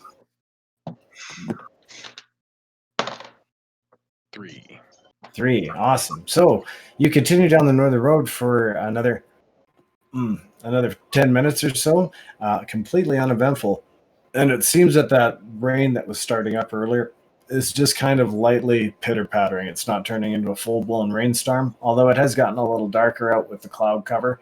But you guys pass, you can just see just above the tree line, you can see the peaks of the Silverwater Castle as you're walking by now. You didn't see any kind of opening towards the castle, but you're getting down, you figure another 10 minutes walk maybe, and you would have to cut east into the woods to get towards that little valley where the horses were. Are you cutting off into the woods, or are you going to wait further on the trail? I think we push on the trail. I think that's probably safer for everyone around, eh? Darkness-wise, what time-wise? Because I can always tell what time it is with the... It's only about 4:30. And it's not that dark. It's just overcast. So you guys continue on, and it's a good thing you did. There's no pushing through the woods at this place. There's a fairly large break, and then you see a couple of large boulders, almost that appear that they were intentionally placed there, although the boulders themselves are easily 17 feet and 15 feet high, respectfully. And there's a little bit of tree cover on either side, but you can see the ground is worn on either side of these boulders, and it looks like there's a path that carries off beyond. These boulders. It's wide enough. It's about 10 feet wide on either side. I was going to inspect around them. Yeah, Okay. can I investigate around them as well? Sure. Yeah, you guys can both roll some investigation for me. Oh, love this. Lovely +8. 24. 26. 24 and 26, you guys will kind of do a bit of a circle around. You notice that there are next to no tracks other than a few animal tracks and some rabbit droppings on the trail, but the trails themselves are 10 feet wide on either side of these two huge seemingly placed boulders, and then they carry on joining on the other side of the boulders to a path that's roughly 20 feet wide and carries on. It looks mostly overgrown, but it just tall grasses and stuff, and you have a feeling that you would be able to guide your horses through here. The grasses are about 3 to 4 feet tall in places, and the ground is kind of broken up, but it looks like there was a large road here at one point. I will just lock eyes with Calyndra for a second because we both noticed the same thing, and then I'll look away. Okay. Looks away dramatically. Calyndra's like, oh boy. He's getting weirder. He's getting creepier. Leveling up. We're dead. Yeah. So, and you, Grond, you get the sense that you're kind of in, like, looking at the hills to the north and the south and the valley heading off down this road where these guys were kind of looking around. You get the sense that this may have led down towards that low valley. Fucking beautiful. But the path appears quite overgrown. It doesn't look like it's been used Recently at all? recently at all. Okay. I would say we should continue on to where we were headed. Okay. So you're not cutting off the path here and following this path. You're heading straight down south on the road. Are you giving the ponies a pass kind of deal? Well, I thought we were going to our ponies. Yeah, you would if you cut off the trail here to the west. It's kind of heading in the direction that your horses were. Otherwise, you can stay on the Okay. northern road heading south straight towards Drake's Hollow. Oh, What's this is where we kick the crap out of the giant, then, isn't it? Or it's Yeah. close by. Giant. Well, it's nearby. You have to go further south from here to get to that spot, but it's close. Yeah, so this is just north or just west of here where you are. It We kind of fought a leads giant? to the road. Yeah, remember I nutshotted one? Just about split his sack open, then he ran off into the bush crying like a bitch. Oh, he ran away though. I never dissected a giant. I think and then that snake came and ate it too. So. Man, just like you'd have probably like this big necklace hanging around right now. You'd just be like, "What? This is my necklace, man." It's like stress ball. You know, every time I get stressed. What was that movie on Netflix? Yeah. He's like, or what he tells you is he goes off to fuck with the giant and carve him up and stuff. He's like, I'm just going to get some flesh for a water skin. And then he comes back and the thing he turned into the water skin is not what you'd all expected. No. Face mask. Yeah. Started wearing it like Hannibal Lecter. Yeah. Directions wise, we're just beelining towards where the cart was, right? Like Yeah, so it looks like you're headed towards that low road that was in that valley. And then you head north up the hill. That's the hill that Grond kind of ascended quickly onto the plateau where Silverwater Castle is. And then you guys kind of took those jackknives, or the switchbacks rather, up the side of the hill. Huh. What is going on with that? So watch. Did you lose someone? You joined us. No, Jace Gained just something. did a share screen, so we're just looking. Oh. I'd say stop streaming. There we go. There we go. I was trying to get the map. I think I know where Kelly's saying we're just below a Y in the path. Yep. And you know that's further west, like as you guys go down this path, because Grond's kind of already looking down here and going, hey, I think this is where we want to go. Because, you know, you left the path back there and everybody's kind of following Grond and Calyndra and, you know, Bops around this path and Jace checking it out. And you guys kind of get the sense that, yeah, it's headed towards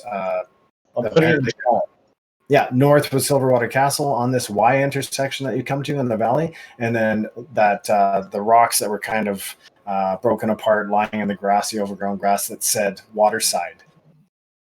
And then there's a town or something that used to be to the west further, and then your horses are up the hill to the south. That's where you drop them off. Let's go that way. I think, and I'm gonna kind of sing the song that Craig and Melinda like. I'm gonna sing their favorites, you know, just so they know that we're coming.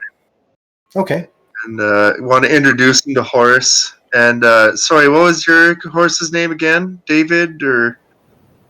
Fine. Lord. Yeah. Oh, George. Oh, George. Yeah. Yeah. Introduce them to their new friends. So yeah, sing them soon. She'll hug him and squeeze him, and she called him. Yeah, squeeze him. So you guys start working your way up the little hill to the south there, and as you come up the top of the hill, I did roll to find out whether or not the horses had stuck around in the area. They did. Now I'm going to take a roll, and we'll see whether or not they had actually survived. Oh no. So yeah, as you come up, you actually do see the horses, but they're about 120 feet from you, further south, and they appear to be munching on some grass huddled under a large oak tree. Oh, I'm so excited! I'm like, yeah, Horace, it's your new friends, Okay. Craig and Melinda. So the horses appear to start for a moment and then look over lazily and see you. They almost calm down instantly, and then they proceed to just start munching some grass by the base of this tree. All right, Craig, Melinda, we gotta go. There's a I need you to roll perception for me, Bops, as you run up and attempt to greet the horses.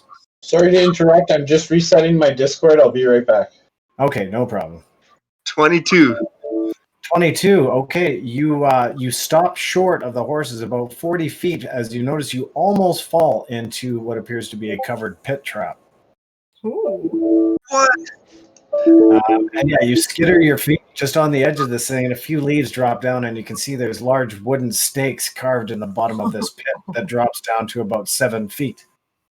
Craig, Melinda, is this your doing? Horse pulls out a knife, leaps the thing, and shanks you. It's horse turf. Yeah, I gotta- Yeah. I'm gonna flip up onto Horace and be like, "Hey, there's a pit trap over here, everybody! Be careful where we walk." Okay. So you notice that there's a pit trap, and then it goes across about 10 feet in width, and it's all covered over with branches and leaves and stuff like that, foliage from the ground. And then there's about 12 to 15 feet worth of what looks like solid ground that the horses are standing on. But you can't see the extent to which this pit trap goes around the edge unless you start to walk the perimeter of it. Can I go around it to get the horses? Okay, so you're going to attempt to go around it and see if you can find an edge to this pit. Yeah. Okay. Well, if the horses found it, I'm sure you can. So as you're rounding the thing, you notice that the horses are tied to the tree by a rope that's lying on the ground and appears buried under some foliage. But you can see it now as you around the back of the tree, and it looks like the pit trap ends here, right at the back. So there's about 10 feet worth of space around the back side of the tree where you can walk in and around this little island of earth around the tree. All right. I'm going to get off Horace. I'm going to be like, "Send a message to the group. I'm going after Craig and Melinda, and there's a pit trap here. Okay. It's like it's bait." Yeah, you guys hear some yipping in the background as several gnolls bust out of the woods around you guys. Oh, shit. Around us or around him? Around all of you. Yeah. There's two of them. Aren't we separated from? Yeah, there's two of you guys separate. I thought you guys separated and he just went ahead. No, I think I definitely went with him. I mean, I like horses. Okay. So you guys have two gnolls that popped out of the woods, and anybody that was within like 100 feet of him, you guys were all being watched at the same time. So you would definitely have three gnolls on either side of your little party, and they would have two gnolls for them. Those bastard They pulled out dogs. her sword and she's ready to fight. So I am going to just take a moment and draw this out. Jeez. Oh. That's what they look like. Those are ugly. How many gnolls are there in total? So, Sounds like a riddle. So just wait, is that green? Is that grass? Does that mean it's the grassy knoll? That's where I was going with that. Okay. The conspiracy. Nice. If you haven't known, I don't have the camera on yet. Just 1 second, I'm getting that fixed. But I was going to say, the inside of this hat is lined with tinfoil. Perfect. It's killing Well, two you birds. missed it because Bill and Melinda are eating edibles right now. German club. It's Craig, by the way. Craig and Melinda. But anyways, yeah. Craig, that's it. So I have Horace, Craig, Melinda, and George. Yeah. That's my list of names. Our new party members. Why is the camera not working? You can never have too many horses, is the way I kind of see it. You know. You sound like my mom.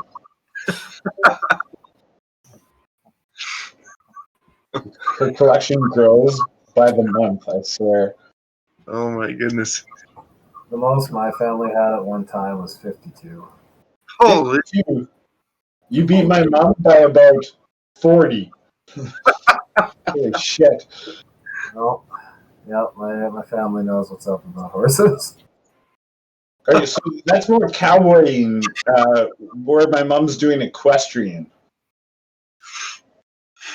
Were you guys like hunter jumper or just had a bunch of horses? They used to breed them. Oh wait, you were a trail horse at one trail riding company at one point, or are you still trail riding? No, they used to own Trails End. Okay, yeah. Okay. I've been to your golf. Where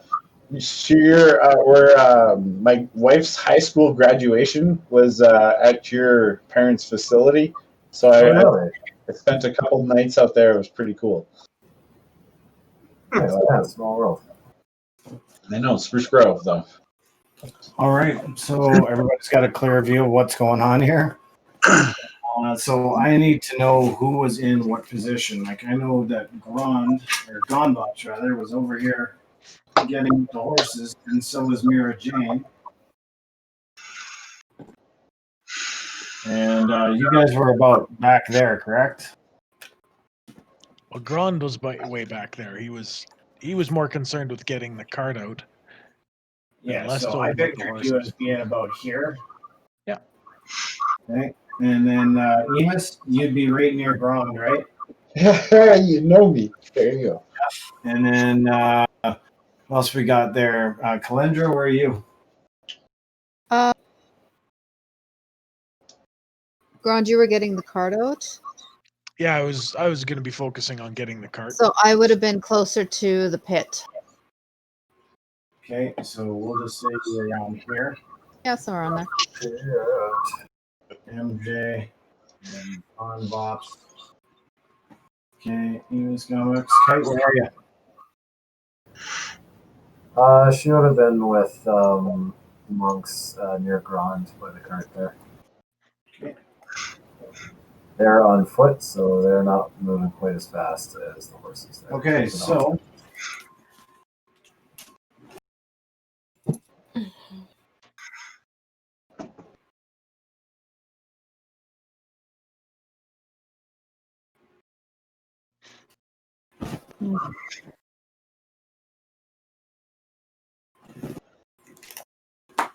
okay, that's the direction the enemy is running.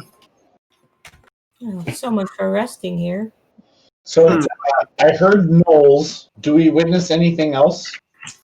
You haven't noticed anything right off the bat. Nope. You hear the yips of these gnolls as they pour out of various areas in the trees and make their way in to accost you. So I'm going to do a group initiative for them.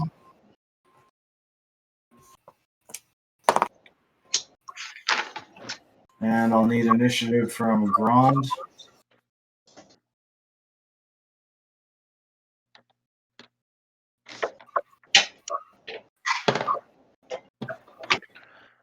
Seven from Grond. No big surprises going on there.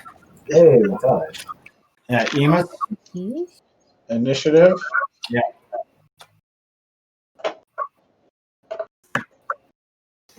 $16. Okay. MJ? 16. Calyndra? 20. Kite?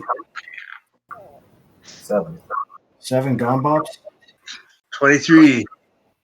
23. And Gonbops, you get a chance to react as you see these things burst out of the woods in various locations, and you guys are kind of separate. You hear the yips of these things. They kind of startle the ponies, who kind of begin to tug at the short rope holding them tied to the tree.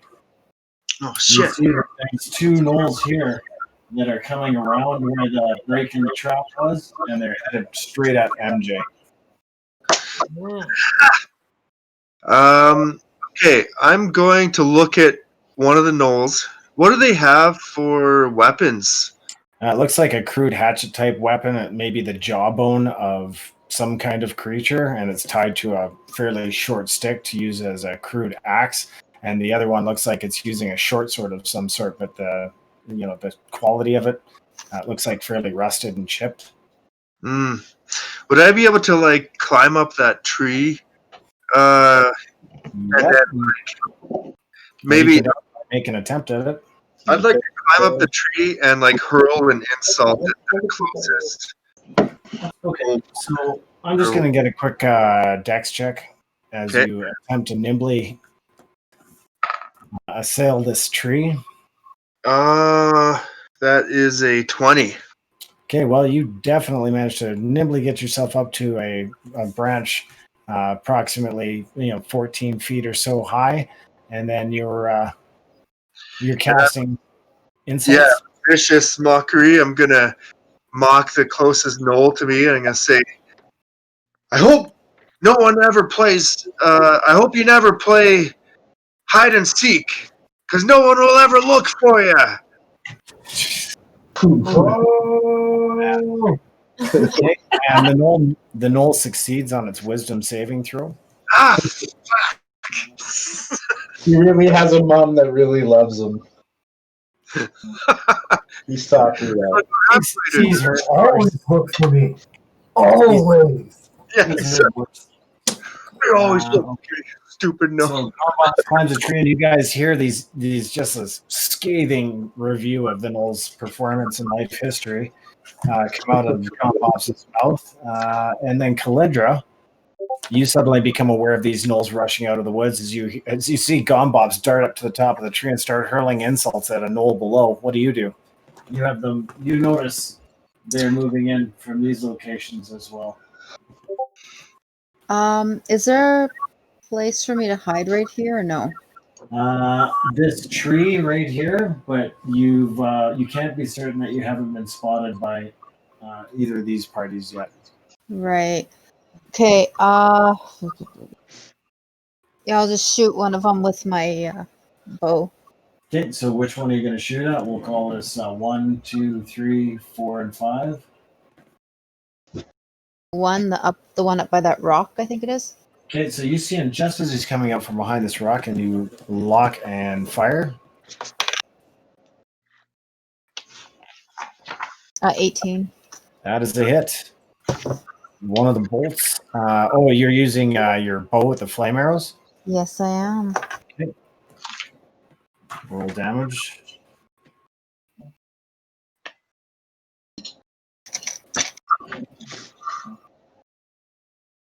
Damage. That'd be 8 damage and 4 fire damage. Okay.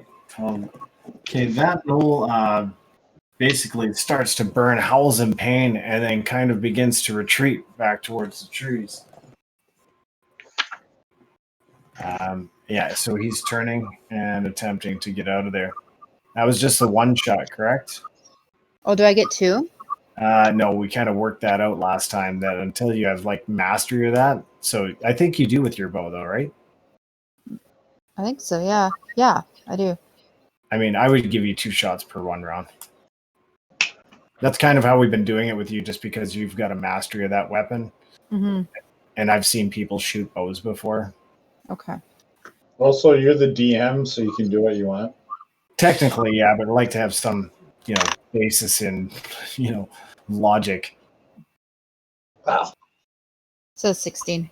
Okay, that's at the same knoll? He's running away already? Yeah, so are you going to switch targets? Yeah, I'll shoot at one of the ones heading toward Gombops and MJ. So you're going to incur a minor penalty to switch targets that wide. Okay, then I'll go the one next to the one I just shot. Okay, you mean this guy here? You're going to shoot over at this guy? No, the one, yeah. Okay, so that's still changing targets, with a fairly variable distance in there. So you're a -2 penalty if you want to try and shoot at that. I rolled a 16 anyway. Okay, so that's a successful hit. Roll damage. 7 and 1 fire damage. 8. Perfect. And he definitely yelps with pain, but looks like he's going to press the attack as he clutches at the arrow sticking out of his chest and smoldering. And we are at MJ and Emus at the same time. Ladies first. Mirajane, what are you doing? There's one that's coming after me, right? Yep, so both of these are coming after you. Well, I don't really have anything other than cantrips. So, Sacred Flame. Okay. Casting Sacred Flame. Yeah. One moment. Uno momento. Por favor. Maggie, now you're just being annoying.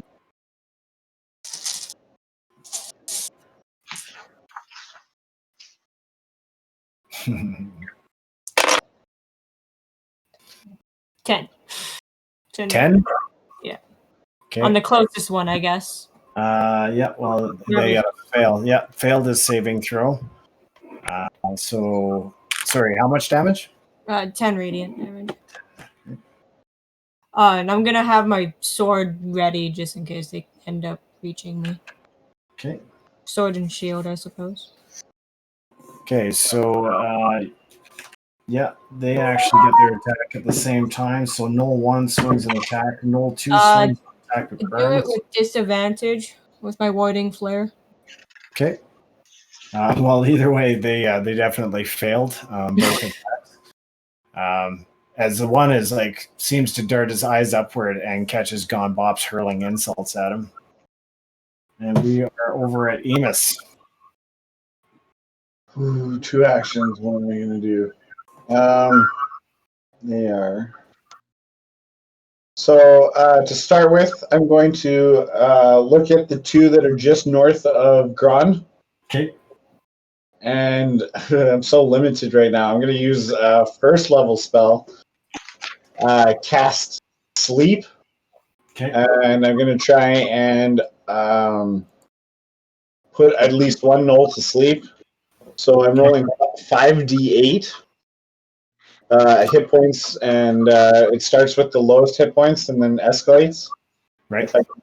I doubt I can put 2 to sleep, but I'm trying to put 1. Okay. So 7, 11, 17, 23, 25. Okay. So you see the one Knoll collapse right on his face and begin to snore loudly. All right, and then I'm going to get in a pose just ready to react to something just in case.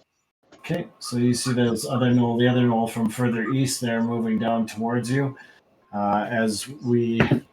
They move right in and attempt to attack Grond from the south. And those are 3 definitive misses. The guys from the top also close ranks, and they also miss their attack. So they are now at you.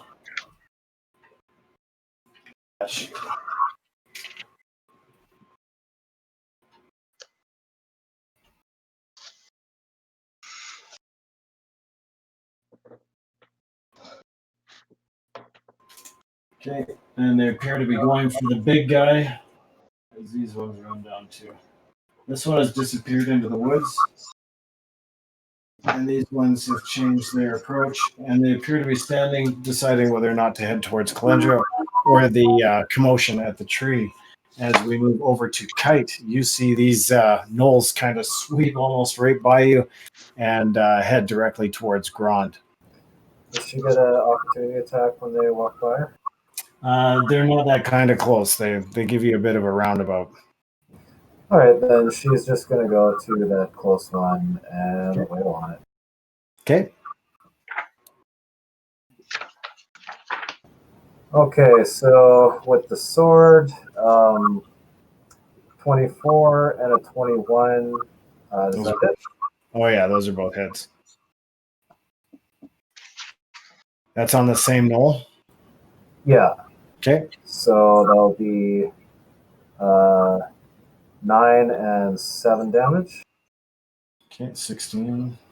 And then with her kick, she'll hit that same Gnoll. And 17, does that hit? Yeah, that hits for sure. All right, and she is going to deal 10 damage with that kick right to this gnolly face. Okay, you hear a bit of a crunch as he knocks the wind out of this particular Gnoll, and he seems to just take half a second to catch his breath. You've definitely done some damage. And then we are moving over to Grond. The knoll that is closest to Emus, Yep. I'm going to grab him. Okay. 15 plus whatever bonuses. Okay, you managed to lock onto him. Okay, and I am going to use him to smash the ever-living crap out of the one who is right above me. Okay, no problem. So roll to hit. Natural 9, probably not. But No. I'm trying to hold on to his legs in effort to continue using him as a knoll-shaped flail. Okay, so yeah, the other Gnoll basically just kind of jumps back a bit and misses the swing as you hurl this guy's torso towards that other Gnoll, and you've still got him by the leg. as he frantically tries to get out of that grip. So we're going to consider this guy in your grip right now. And being used as a weapon. Oh, that was crazy. Is that my sound? That wasn't my That's sound. fine. Oh. All right, so we are over at the top. Gone Bops, what are you doing? You see down below these two have clashed with Mirajane. Okay. If I were to, would I be able to jump behind them so that they're just about like 15, maybe not 15 feet away, so I could like cast Thunder Wave and just catch them and not Mirajane? Yep, you figure with a dexterity check, you could probably climb up, run along the branch, and get to an outlying branch that still supports you, while allowing you a sort of an overhead and above, or an above and behind view of the gnolls attacking Mirajane. All right, I'm going to do that. I'll try and put down. Yeah, roll a dex check for me. That's a 14. Okay. And jump behind there if I can. And yeah, what's your acrobatics out of curiosity? It's +6. +6, okay, yeah. So no problem. You scoot along the edge of this branch or whatever, and then you're going to cast Thunder Wave down towards these gnolls? Yeah. Okay. At a 3rd level, so it's just like a big, like, I'm basically singing like Thunderstruck with my like violin, and it just sends out like a wave of energy. Hot. Yeah, nice. And I'm going to cast it with a 3rd level spell, so an extra D8. And they got to make a Constitution saving throw versus 15. Okay, first fails and saves, second saves. So that is 10, 15, 16 damage, and then half that on a save. Successful save? Yeah. Okay, well, the Thunderwave impacts the one, and it crouches down and yelps, and then proceeds to try and disengage as the other one takes sufficient damage, and you see him fall back unconscious. Mirajane, you have an attack of opportunity if you want, as this other one kind of crouches with the impact of this overhead Thunderwave coming down. You attempt to strike? Yes. Okay, just with your sword? Yes. For the first time ever. Rolling. Oh, nat 20.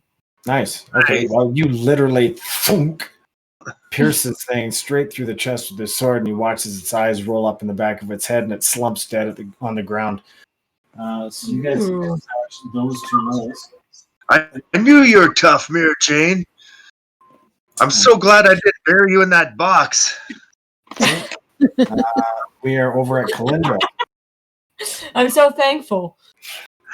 The two coming at me, I'm going to cast Sleep on. Okay, so roll some hit dice for me. Did she know about that? She does now. Oh. I think you've mentioned it at least 2 times. About rescuing her from the box? Yeah, she was there while the box was there and stuff. So. Well, sorry. like being buried instead. Oh, yeah, Calyndra, what was that? 18. 18. Okay, that's a successful batch of hit dice, and the one gnoll collapses and falls asleep as the other gnoll looks somewhat surprised down at his buddy and continues to march towards you. 20, and he actually engages. That is a 22. That's a hit, but what's it? Uncanny dodge. Okay.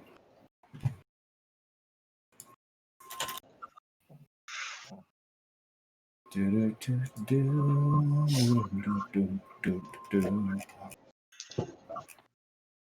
have like 2 ninjas in the party. Ninja Master. You still take 4 points of damage. 4? 4, yeah. Okay. Okay, and you're locked with them as Calyndra's sleep spell took effect on the other gnoll, and where are we at here? Calyndra, them. So on Grond. That is a 21, a 13, and 1 on Kite gets an 8. So 21 on Grond. I think that's a hit, isn't it? Yep. Okay. Shit, you take 2 points of damage. Oh, princess. Yeah, and then the other one that dodged out of the way of the other one, he actually leans in to strike Emus and fails to do so. Okay, I was just ready, looking like I was a ninja, pretending to be Kite. Yeah, and now it is over at Mirajane and Emus. So Mirajane, you see this commotion going on as you stab the last of the gnolls down here, and you see Calyndra is locked in a battle with a gnoll, and you see 5 of them surrounding your friends over there. Okay, well, sure. I'll hit the one that's by Calyndra with Sacred Flame. So, yeah, I think you can do that, right? Yeah. I don't know what the range is on that, but I think it's good. Yeah, 60 feet, you're fine. Okay. They failed their saving throw. Okay, 9 damage. 9 points of damage. Okay. All right. Still standing, but set alight in certain places for sure, and a little bit panicked. But knowing that Calyndra's close, he's still pressing the attack and trying to ignore his singed flesh. As we roll over to Emus. Oh, okay. Yeah, so Grond's got hold of this gnoll's ankle, and it's just like whoosh, whoosh, trying to swing this thing. that's the one that's just beside me. Grond still has a hold of. Yeah. Okay. You want to hold him while I take a swing? So Well, I'm he's going. swinging around 300 well, not 360, but he's going for the ride of a life right now. So I suppose you could hold your scythe out and attempt I was just going to say, so when there's a ceiling fan going and all those YouTube videos of someone sticking their head up there, that's what I'm going to basically try with the scythe, and cantrip start it with a green flame blade. Okay. And do a melee attack at the same time, so I'm going to swing with that +6, which would be a 25. Okay.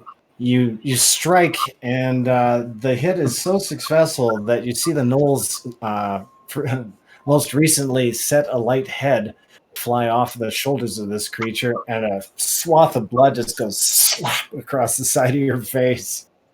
As Grond, you notice that you've lost a bit of weight off of the end of your gnoll. So Damn it, you've lost the flail off of this thing. How am I supposed to flail him if there's no flail? Yeah. Emus is going for as many head kills as we can right now. We got Fluff of it looks pretty flaily to me, so. Yeah, Kite, you've still got 3 on your side of the fence here, one of whom has turned their attention to you. The other 2 seem to be focused on Grond. I apologize. Sorry.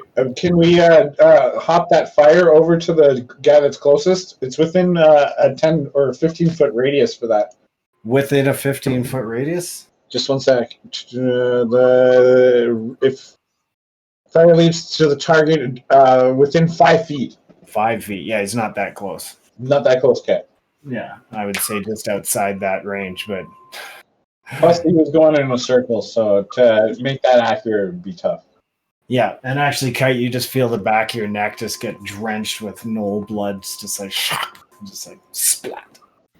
And then I'll go back to the Kite ninja pose. Just act like I'm really going to fight someone. So what are you doing there, Kite? The one she was wailing on still up, right? Yep. She'll slash at it with her sword. Okay. Roll them. Like Brit's just giving up. She's like, I'm going to the floor. My back hurts. Okay, I'm going to roll damage on this one first because she just got a crit. No need to roll damage. All right. That guy dropped square dead. And you notice that thing in half. Yeah, it's actually so quick that you do have an opportunity attack on one of the ones fighting Grond from the south there. Okay, so here's... Now I'm imagining that. cuts that thing down, and it just stands in peace. She's gonna turn and do a leg sweep to do a shove with her kick. Try and knock that next gnoll prone. She's doing a dragon sweep kick. Okay. The gnoll fails its save on Dex and is run into by your gnoll here, and he's knocked out of combat with Grond, but not knocked prone. Aw, man, because I just rolled a 20 on that shove action there. On the shove? Oh, is that a nat 20? Yeah, nat 20. Okay. Then in that case, we're going to roll a to hit, and he gets a nat 20 and collides directly into the guy next to him. So, yeah, both gnolls actually topple over prone. Grond, you hear this commotion as you're in mid-swing. I still got one more attack, though. Yeah, so go ahead. And then once she knocks that thing down, she is going to plunge her sword right into it to just continue along that arc. Okay. And you hear the sound of bowling pins as the other two kitter over, and you swing your sword. Imagine a 28 is going to hit, isn't it? That's most definitely going to hit. She rolled pretty well here. Okay, and that is a whopping 6 damage total. Or, sorry, 8 damage total. Okay. Yeah, he's still standing. Hi, kitten. Hello. You've come to join the group, have you? She knocked him prone, though, right? She knocked the other two prone, or the two guys prone, yeah. Oh, shit. But that's not enough to kill him. Right, so, we are over at Grond. Perfect. And you got a gnoll corpse in your hand, a gnoll to the north. I'm going to try and do what this guy here is doing, except for try and do it for accuracy. I'm going to try and throw that other gnoll into the other gnoll. Okay, so you're going to throw this gnoll into one of these prone gnolls? No, into the one that's still standing, who's just out of reach. Okay, so yeah, both of these guys got knocked prone. You're throwing it at the one in the north then, right? Yeah, throwing it at the one in the north. Roll me to hit. Oh, and I'm guessing no bonuses to that. It's just going to be a nat roll. Yeah, for sure. I'm good with that. 17. Okay, that does in fact find its target, and it collides for. What's your strength bonus? It's +3. +3, okay. And collides. Yeah, he's still standing. But he looks dazed, like he's going to break combat here. So we're back at the top of the order, Bops. All right, I'm gonna jump out at that one gnoll coming in for Calyndra. I'm not gonna yell at him. I'd like to mess up your face, but it looks like life already did that to you. So you leap off of the tree and down on the other side of the pit trap there? Well, I was already down. I guess I flipped off before to Thunderwave. Oh, I thought you stayed up on the branches and just cast it down. Oh, I see. Well, whatever. Either way, if you want to attempt to nimbly leap down, you can throw me a quick acrobatics and we'll see how you touch down there. 23. All right, regular Elvis Stoico. Let's so you get down on the ground there and you start hurling insults. Vicious mockery. And let's see how the wisdom save goes for that. That is a nat 1 on that save. Ooh. So he takes 1d4 worth of psychic damage. 2d4 for yeah, I'm level 6, baby. And that's double 4, friends. That is the most powerful insult you'll see in a long time. Okay, the gnoll actually screams and clutches its head. Calyndra, you have an attack of opportunity as it drops its weapon. Oh, shit. That was a 3. Okay, so you swing and the thing grabs its head as its head goes back and you stab up at its neck, but your sword goes right over top of it. And you also get your next attack because it's your initiative. I'm using my 2 daggers. Oh, nat 20 for 1. Okay, you literally snap that guy right in the jugular, and he drops at your feet. Okay. As he clutched his ears, still reeling from the psychic terror that Gondop's vicious mockery dealt him. Awesome. Eminem level. Yeah. And the other one to the north of you, Grond and Emus, attempts to break free. The other two right beside Kite, they're attempting to get themselves righted, and it looks like they're scrambling to flee as well. And we are at MJ and Emus. Your turns. Mirajane? I'm probably just making sure the horses are calm at this point with all the ruckus going around.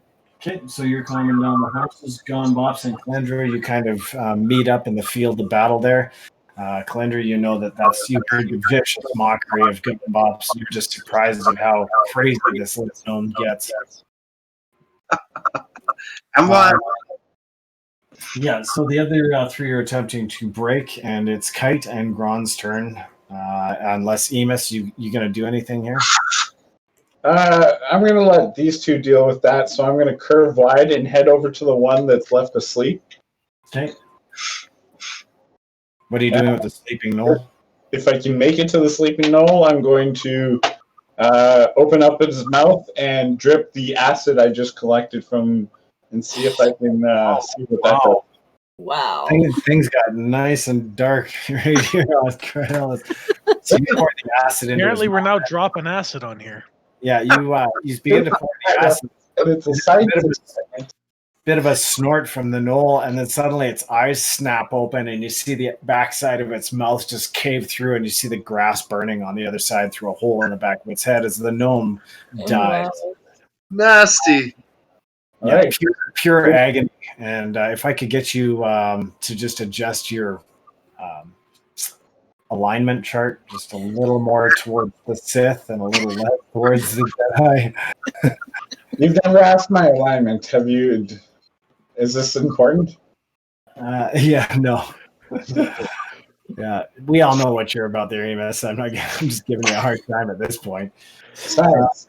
Well, it's for the progress of science, people. Yeah. So you guys actually all see Emus skulk over this gnome and pour something in his throat, and then like kind of giggle with glee as this thing's head dissolves out the back of it. He's like, And- yeah. You're not going to be able to get a sample from that one, Emus. Well, I just take out my notes and actually write the effects of that acid down and make sure I know what it does. Okay, so I just rolled a 20 for one Noel, who actually takes a run right past you, Emus, and he's right beside you right now as he looks down and sees that Noel's head caving and starting to smoke with this acrid smoke. And he's running right by you. Grond, he seems to have gotten away from you. You still have the two behind you that are prone, and they look to be getting up this round. The one that was running away from me, that's the one on the north. Can I get an attack of opportunity on him? You can. Perfect. I'm going to grab him. Okay. Nice. 16 plus bonuses. Okay. Yeah, you successfully grab onto the back of the Noel's tunic, or the best thing I could describe it as. And I'm going to try and starfish the piss out of him towards the other two so I can see if I can take both of those two out. Oh wow! This is a whole new form of attack. We're gonna have to write a new manual for this shit. Attacking creatures with other creatures, a Grond manual. I'm like envisioning like Zangief. Okay, so just quick contested strength. You don't even need to roll it because he got a 1, which means he's light on his feet as you lift him right off the ground and turn and roll me a hit, please. Ooh, how's in that 20? A nat 20, the Gnoll's arms and legs flail out in starfish fashion as he hurtles towards the two Gnolls and knocks them both back prone and causes sufficient enough damage to kill the one as one of the Gnoll hurling through the air's feet collides sharply with his temple and kills him. The other one is merely knocked prone, and now you have one Gnoll lying on top of the other. Kite, you see this as they lie on a pile in front of you. She does a cool anime move over Grond and does a 28, a 19, and a 22 hit. Yeah. That's going to hit. Okay, you know when Yoda's jumping over to attack Dooku in episode 2? Yep. Basically that. So spinning blade of sword spins and ends with a axe kick down right onto his face for a total of 27 damage. Holy shit.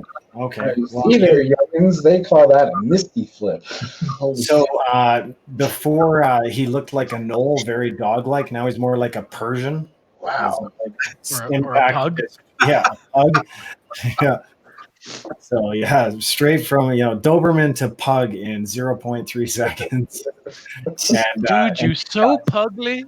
and he dies from the impact. You guys have killed the Gnoll rebellion. You only have one sleeping gnoll right over I'll here. go dispatch of it. Okay. Calyndra walks Aw, over. I'll dispatches pick him up, and we will love him and hug him and kiss him, and we will call him George. Okay. No, Ron spent some time shaking around the corpse of this recently slaughtered gnoll by Calyndra, and kind of does this, ventriloquism bit with it.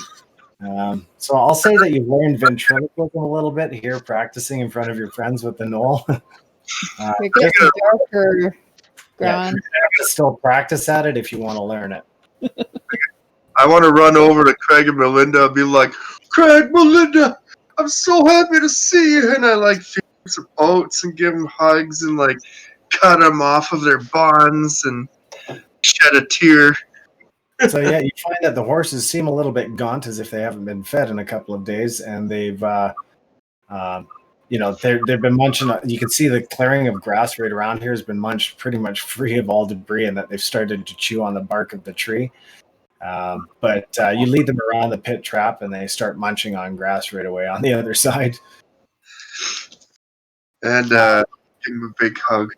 Okay, so you guys have a bunch of gnoll corpses lying scattered about the area.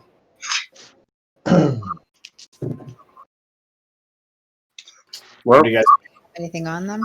I guess I've it's already appropriate. conducted my science experiment, so we can investigate for trinkets and such. Sure. Yeah, you search the gnolls and you find a total of 91 gold pieces, 137 copper pieces. Whoa. Sorry, I lost my page. One second. All And, right. they're contained in a single pouch held by probably the largest of the gnolls. And the pouch also contains a human hand. Looks to belong to maybe a male human or a thinner dwarf. The number of the gold pieces was 137? Yep. And then what was the next one? Sorry? Shit, I just got rid of that roll. 91 gold, 137 silver, I think. Thank you. Yeah. Okay, so it was the other way. Okay, 91 gold. Thank you. Sorry, I didn't have the page open. Yeah, and 15 electrum pieces. Oh, I like that the most. Mm-hmm. I would love to take a long rest. Okay, so you guys have a clearing here, and it seems to be free of gnolls at this time.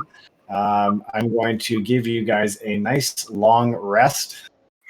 Yeah. And we're going to take a 10-minute break, so we'll be back here in just a few minutes. I have only one thing to say. Well, Oh, this is where Grond gets all those fancy things he's been dreaming about for the last week. step one of two, I still have to find one magical item or something that can enlarge Grond. Because if I can combine the two together, You bounce the bracers and you shrink, or you punch the knuckles and you get bigger, kind of thing. I want to have something that can make Grond grow. Hey. Because Kelly's not here right now.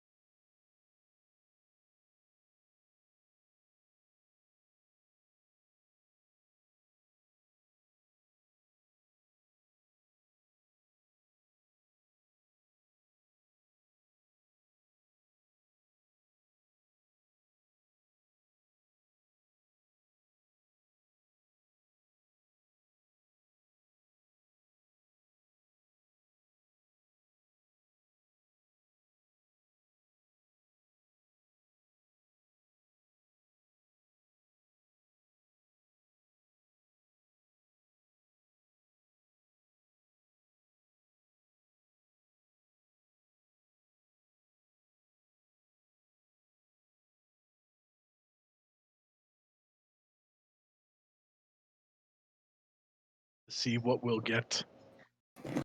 What heavy lifting we'll be able to do. Yeah, this is crazy. You being able to shrink and enlarge is definitely going to be advantageous moving forward. How many short were you, Calyndra? You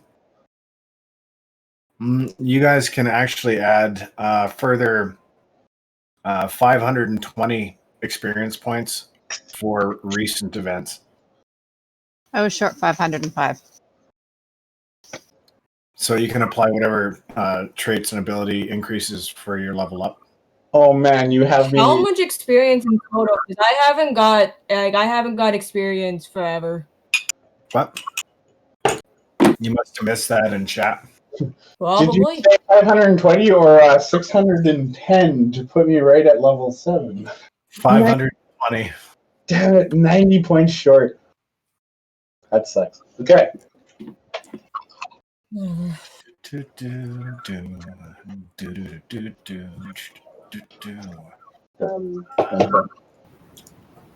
it by 15 points.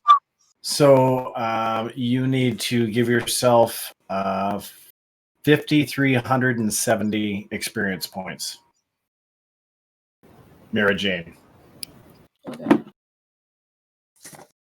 And I don't know who else just missed the 520 experience that you all just got. I just got back, so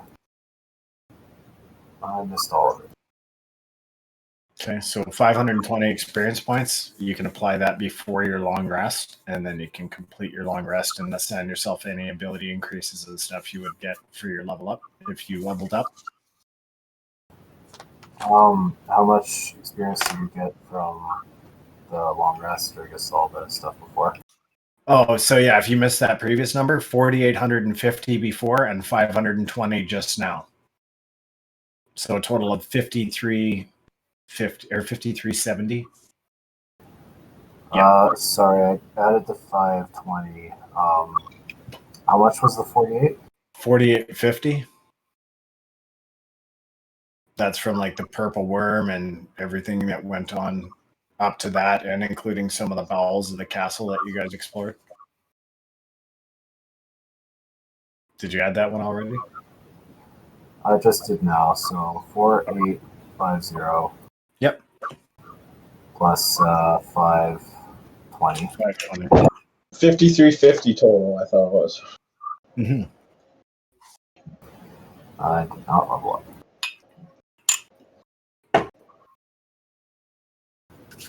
How much experience points do you guys have total? I am 90 short of level 7, so 22,910. Cool. I'm 19,679. Yeah. And I think you were only out for one episode, right? 2? Yeah, you're doing all right. You're catching up almost even. Where's MJ at? 13,158. How were you close to another level? No. I don't know. I'm trying to find the experience points chart. Oh. Okay, so you can apply that, I guess, on the walk on out of here. We're still waiting for Mike, so you got a bit of time left. So Grond. Yeah. Still level 5. Oh well. Just keep working. Yeah. Just keep living. My sneak attack goes up to 4d6 now. Holy shit. Did we just get XP? Yep. Oh, sorry. How much? So did you get the XP from the purple worm and everything, Mike? Did you get that number before? Okay, No. so you got 4,850 for that. Oh. And then you just got a further 520. So 4850, 500. Yep. 5,370.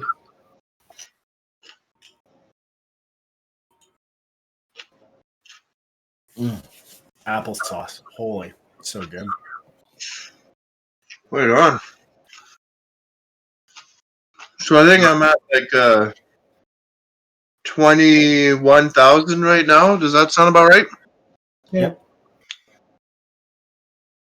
Did you go up a level?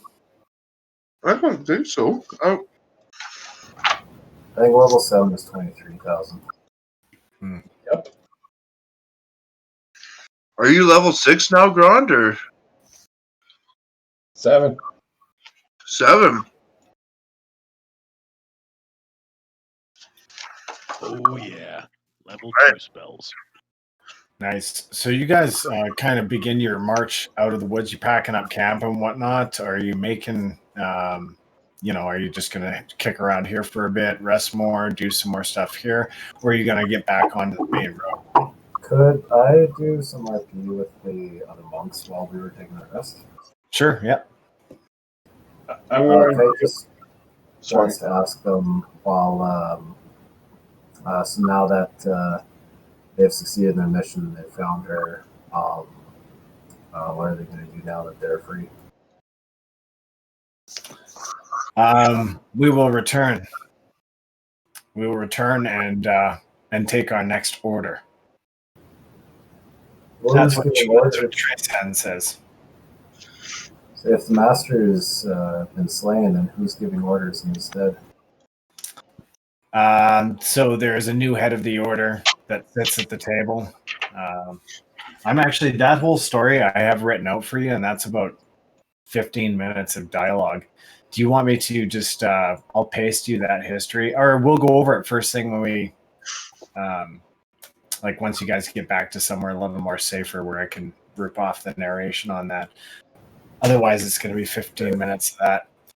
But basically, to sum it up, there's a new order, basically a new council at the monastery that's assumed control and tried to quell this little insurrection. You know that there was an uprising that certain monks were found to be corrupt and working with these thieves in order to divert shipments and in order to cover up certain activities being conducted between corrupt members of the Elmoraine Council and your monastic order. Ooh, corrupt. And yeah, and her master was involved with the corruptions. I didn't quite understand what you were telling me. Yeah, so that's apparently why he was slain. Okay. Yeah, at some point I would like to get some monk or Kite's backstory from you on her life at that temple, because I have an idea of it, but I feel like it's completely wrong now. Okay. Okay, So, yeah, so if there is anything you could send me, I would appreciate that. Just Yeah, for sure, man. Yeah. Yeah. so what I was trying to do, I apologize, I didn't want to interrupt. But Well, you still, yeah, it's okay. Kite, you still, or Denver, you still have the Kite's history that we went over in the beginning, right? Nope. No? I don't think we ever did that. Oh man, there's like I got like a huge write up for that, like the Temple of Atharcool and stuff like that. Okay, I can't believe I know nothing about her backstory. That's so funny, man. That's like there's like so much to it. You've already. That's why I thought you were RPing her the way that you were, because I was like, yeah, all this makes sense to me. All this is like exactly as we. That is so weird, man. If I have never shown you that, yeah, you've RP'd her like perfectly. Well done. Wow. Yeah, I thought you knew the whole back history, and that's why you were playing her the way you were. Coincidence is how I roll. That's awesome. Yeah, so I'll send you some more of that backstory later. Okay. But you did manage to get some discussion going between the monks, and near as you can tell that there was, in fact, the Dagger of Destiny was sent to your temple complex to be guarded over by, of course, the highest order of assassins and whatnot. They felt that it would be safer there than in the city of Elmoraine, because Elmoraine had begun to be infiltrated by thieves from the city of Sember. And they didn't know who to trust in that city, so the decision was made to ship it out of there. But unfortunately, there is some corruption in your order that resulted in that shipment being waylaid and the thieves basically escaping with the dagger of destiny off to some as yet determined location or buyer. And that's all they know. That's all that's really been made, knowledge to them. Understood.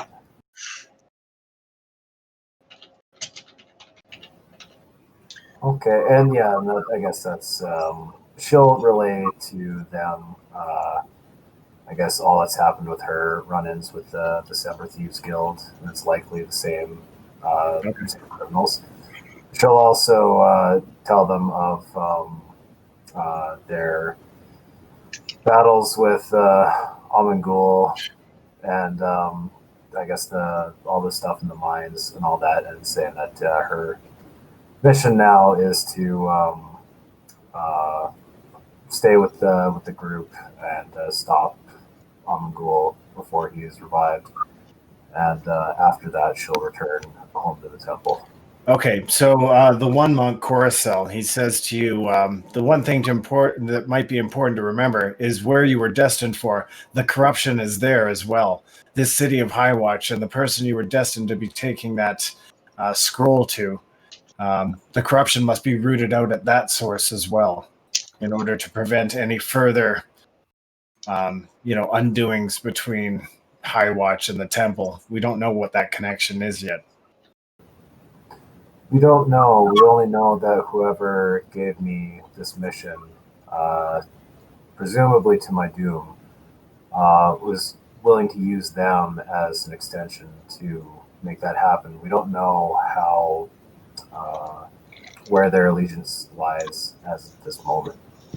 So maybe, instead of saying she'll return home, she will go to that Highwatch temple and find out the extent of its of the corruption there, and then report back home to it's Athrakul, right? Is her Athrakul, yeah. Yeah, then she'll report back to Athrakul. Okay. Once she finds out more from there. Okay. Yeah, he nods in agreement and takes a bite of his applesauce. And then the monk turns to you and begins to relay some of their experiences back training in the temple. You are actually a much higher level than they are. And they just begin to recount old stories of the temple and ask you how long it's been since you were there, who you knew. You guys kind of do a bit of a who's who. So some of that stuff will be relayed in that story that I'll send you. So you'll get to piece a bit of that together. They're just a couple of years younger than you. And when she is recounting, and when she talks about her master, she will choke up a bit. She doesn't know what level of corruption he was in, but he was still like a father figure to her.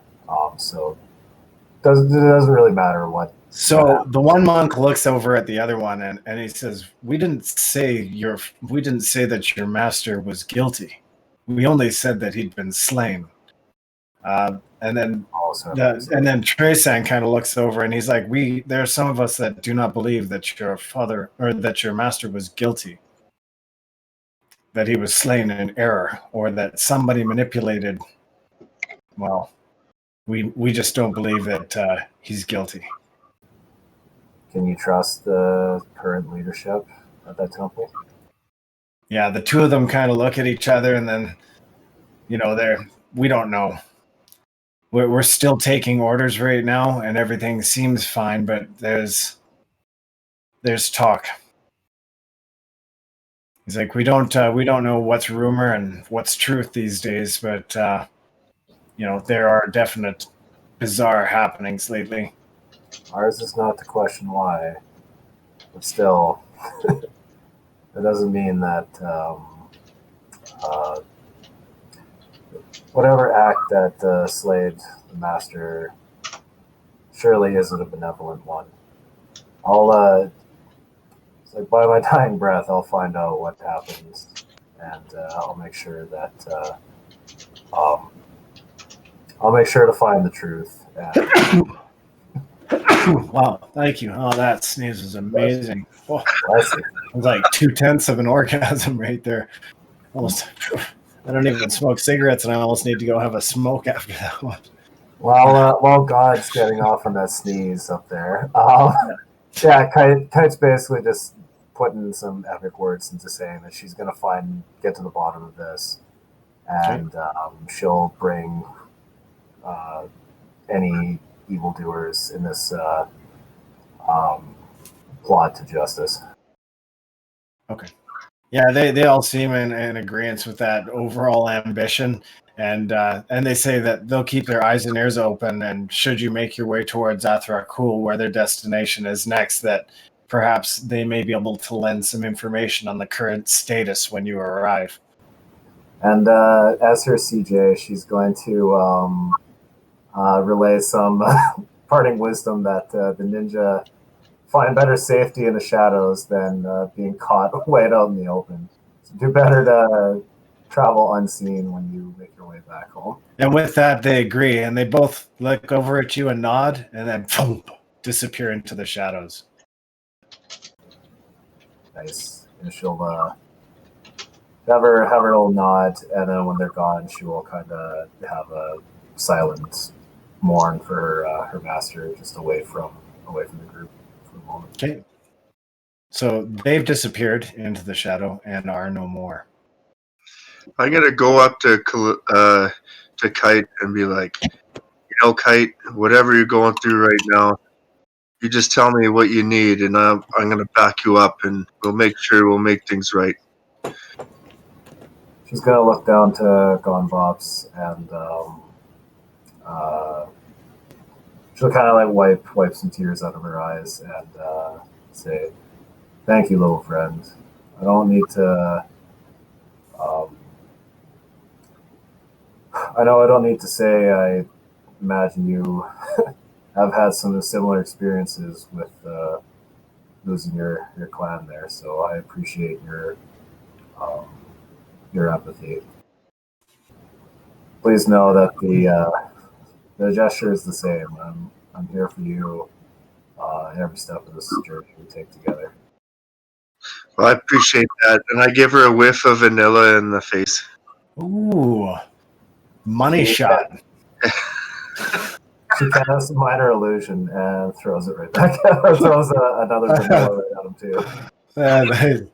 So you get the rest of you kind of watch this bizarre exchange from a distance. Not sure. Oh, thank you.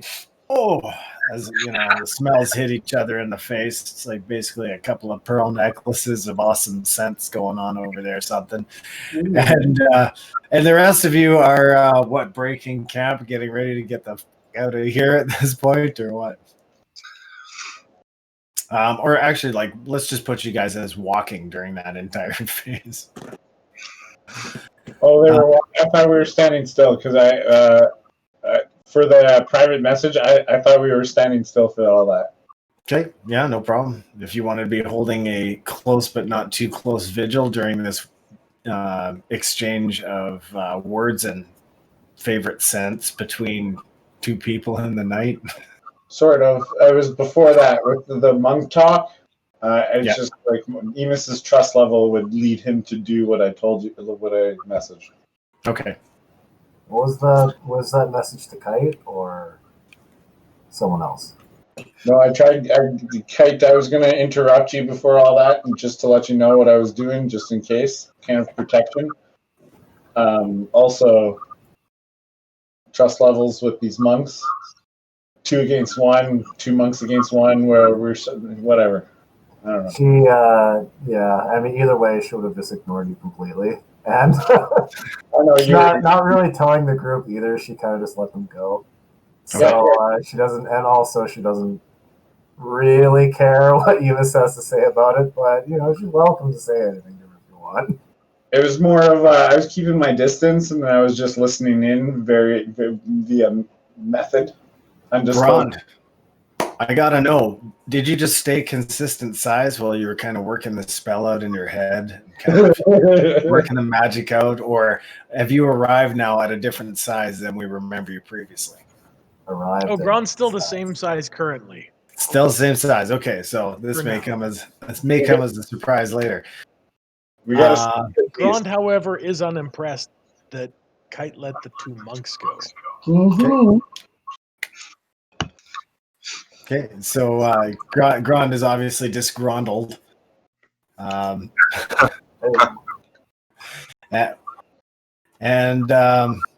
Yeah, those monks are definitely gone. So you guys are all kind of standing around wondering what to do next. The sound of crickets in the distance. So, is that possible to have done what I did? What did you do? I was trying to discreetly, via method, listen in on that entire conversation between the monks. Oh, that's what you meant. Okay, sorry, I Also, misunderstood. Speaking wise, I figured they would have been speaking in Undercommon. They sure were. But there's no way, Emus, that you'd just be like, ama gama wama sama. You just like babbling to you. Yeah. All right. Yeah, and now you guys are all kind of standing around, and it's feeling a little bit awkward. Gone Bops and Kite have finished their magical moment. The entire area smells of vanilla, like 2 vanillas combined. Grond will take the bandolier off. Okay. He'll have it wrapped around his hand, and he'll toss it to Kite. He's like, I guess this is your burden to carry now. And he'll actually turn around and he'll walk away. Okay. She just drops it. Oh, come on, you guys. Don't be like this. We are not the enemy. In fact, the more people that are free, I think, the better. We have enough to worry about, aka 3 or 4 new horses, and these demons. Come on, let's focus on that. Get rid of these demons. Come on. They're not demons. But if a man gives his word, we and make another person usurps that word, that is a problem. I don't like humans anyways. Besides, you guys have no business stepping in on ethical business. That is my honor. So if you're willing to challenge that, I'm willing to meet you at that. Round 1, fight. Yeah, I thought Finish him. Made decisions as a party. Emus will kind of crack up and be like sheepish about it, but still crack up like, I thought we made decisions together. I'm gonna awkwardly stand away from you guys as you bitch about this. She's just Grond already walked away from this whole thing. He kind of that chain toss was like a mic drop, and he left. Like sands in the hourglass, so are the days of our lives. She'll toss that scroll back to Emus and say, "Yeah, we make decisions as a party, don't we?" Dun dun dun. Consider us even for that. All right. So in retribution, that's a clean slate. Well, I guess that all Clean depends slate. on Grond versus Kite. I'm okay with the clean slate because I was also objection to that entire process before because I was about saying decisions as a party, but that one was kind of a vote, and you were outweighed unanimously. At least that one had a vote. This one didn't have a vote. Pretty sure Kite didn't have a vote in that vote either, so I think you guys can go stuff in on that one. You were the solo vote against, where all of the other party members were pro doing that. So 4 against 1 at that point. This one there wasn't even a vote. Drama. Either way, Everything deserves a vote, and not everything that we do will always be perfect. What are we gonna pretend that we're all better than everyone else here? We're all gonna make mistakes. Yeah, and we're not gods, and we wouldn't want to be. That sounds like a terrible idea. All boring up there. Where's the adventure? All the work, all the paperwork. Oh, terrible. Not worth it. I'd rather be here right now, living in the moment with my friends, fighting for what's right, trying to Hurling rid. insult at Knowles. That's what we're all about, and we can move on from this because we just forgive each other and believe in one another and go fight some demons here already. Come on now. There's like a big kumbaya crack across the sky. I'm going to stop this whole conversation and interrupt and point out again, they're not demons. Demons assassins, bro. Tomato, Emus. Tomatoes, tomatoes, potatoes, fruits, vegetables, they're not demons. Maybe they're demon vegetables. All I care about demons. All I care about is insulting them to the core and stabbing them in the guts. Call them whatever you will. I'm going to offer my hand to Kite and say clean slate. Wow, you're offering your hand to an assassin who frequently cuts the hands off of people. That's Or lops the heads off. Do you offer it like this? You're like clean I've slate. always trusted Kite's judgment. I haven't trusted yours, but I appreciate your friendship. And Yeah. she'll, after a tense moment, she'll say that and then do the whole like arm grab. Well, there you go. And then Nice. do her little bow. It's like true trust there. Not even that. I can't believe it's not trust stuff. So as you grab my wrist, I'm going to flip it over and point to the ring that I gave you. And then, let go. There you go. Yeah, so she's still, with you guys, ride or die, but in that sense, that was kind of her family you guys were holding hostage, so. As soon as you said ride or die, I pictured Kite showing off her tramp stamp, and then like you guys hopping on the horses.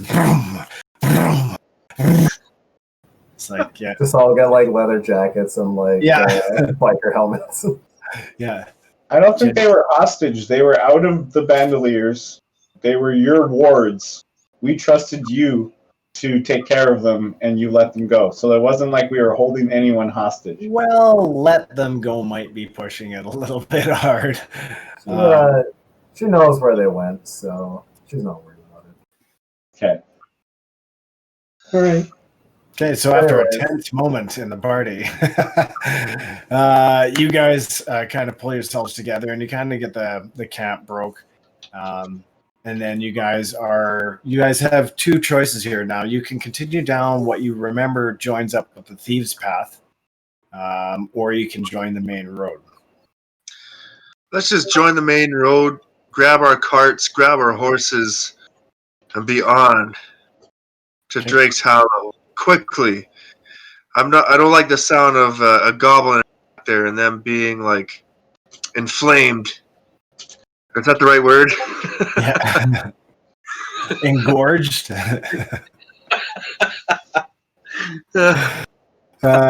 So anyway, off track there. So you guys managed to get a little further down the woods. You kind of recognize that area where you covered up everything, where that roadside ambush, and you dragged the giant through the bushes there and kind of covered everything up. And the entire area kind of stinks of death.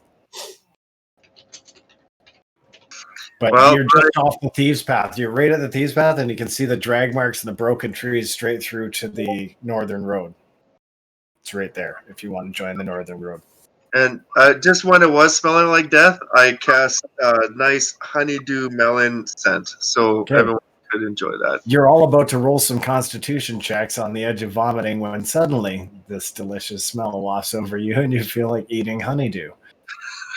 through the thin traces of puke in your mouth.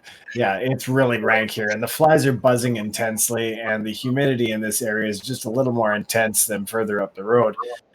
You're going to wander off onto the northern road at this point? Otherwise, you're kind of headed down the Thieves' Path and staying in the trees. It's a thinner path, and you would have to break through the trees to join the northern road at any point. And it could be 40 to 100 feet worth of distance to do so. Like, which way would be quicker to get to Drake's Hollow, I'm thinking?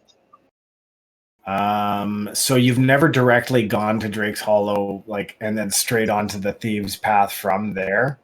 So you have no idea where to come out in order to meet up with Drake's Hollow. That's the only thing. So you can come down this path and then like maybe, I don't know, listen for the sounds of or the smell of baked bread or, and then kind of work your way that way. Or you'll have to join the main road and carry on south.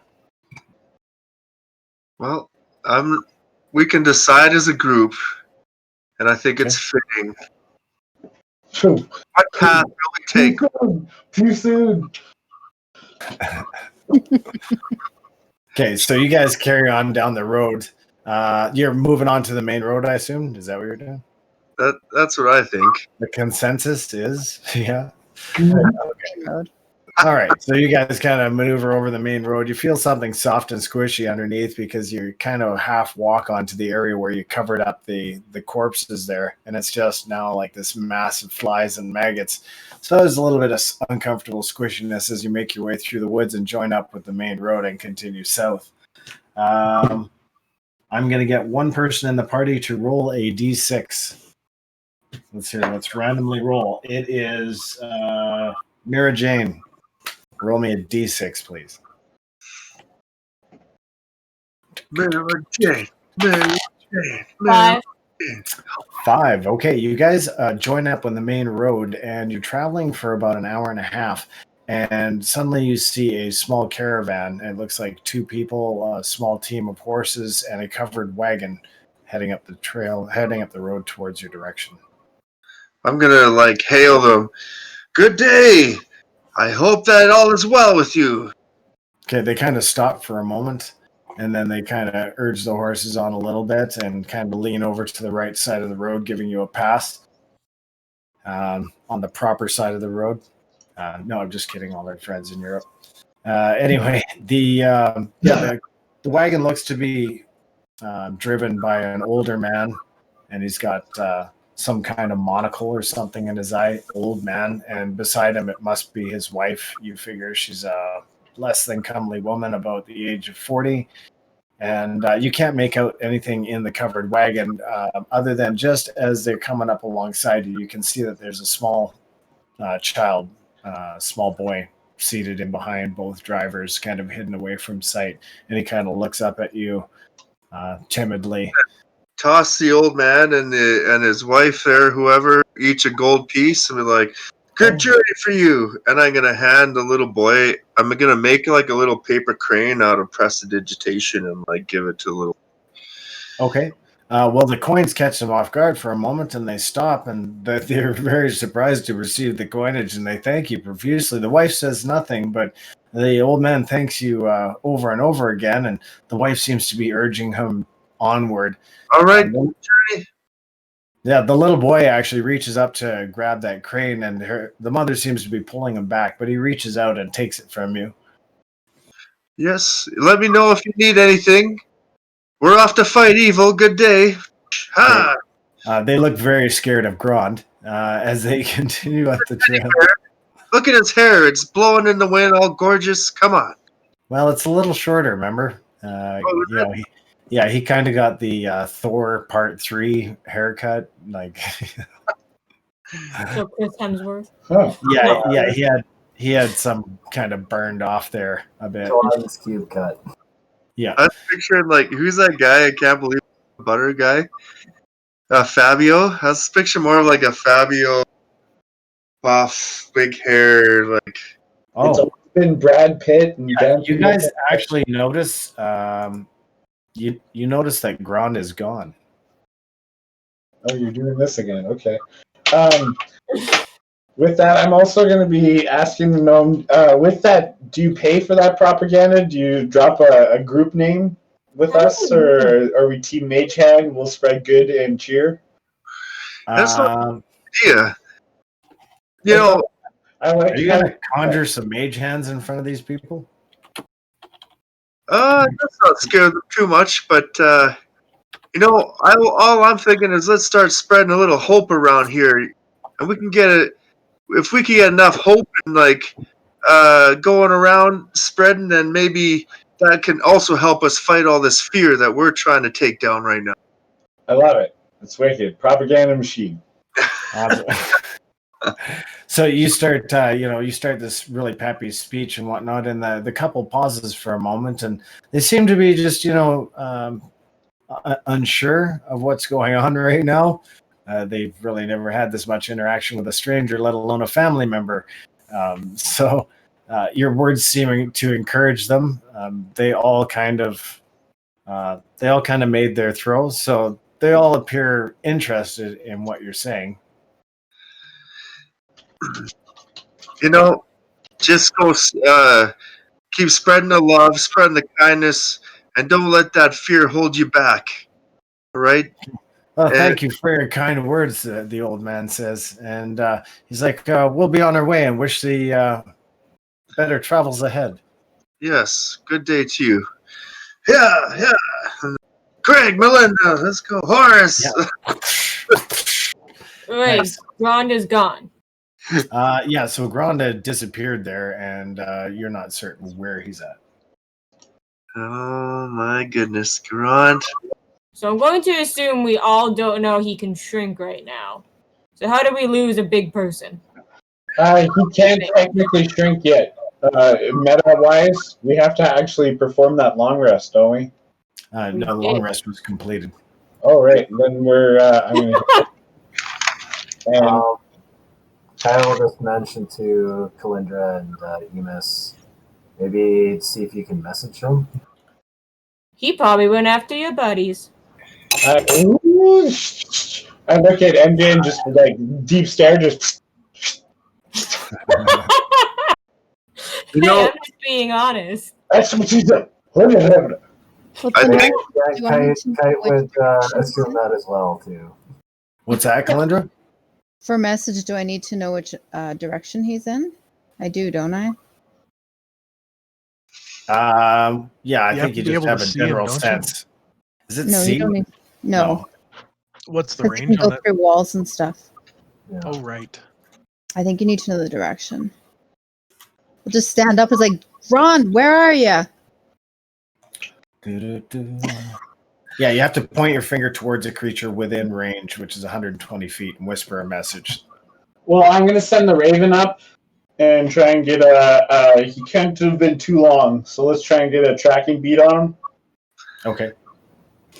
And he's big.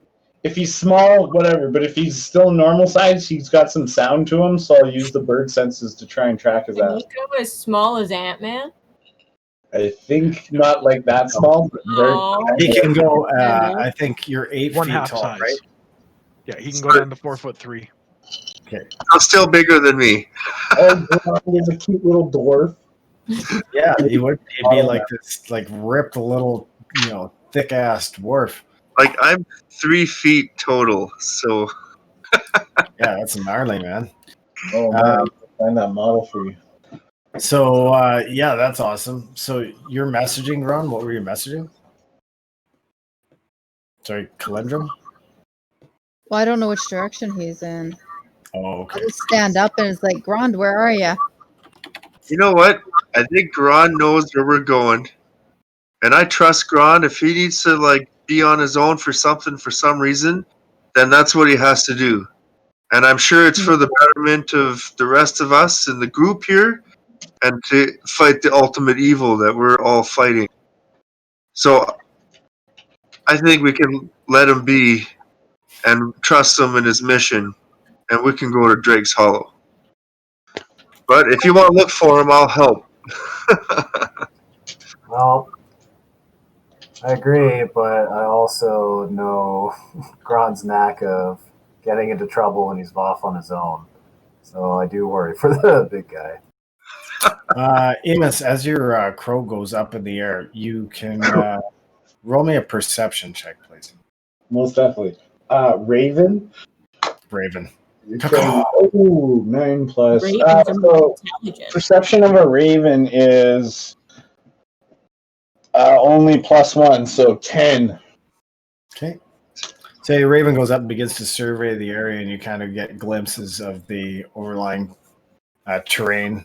mostly forest broken up in places by low levels, swampy areas, grassy clearings and stuff like that. But other than that, you're starting to see vague similarities to what you recognized before, like to places that you may have traveled before. But, they're just shifting landmarks on a road that you've barely traveled. So at this point, you don't get much of a sense of anything. Oh no, that was Grond for sure. Yeah, that's what I'm talking about. Okay. The gelatinous cube episode. Name it. The swan thing, the actual going in underneath the water. There's so many types of Yeah, AKA Mirajane tests a fireball. Yeah. Splat. Yeah, no doubt.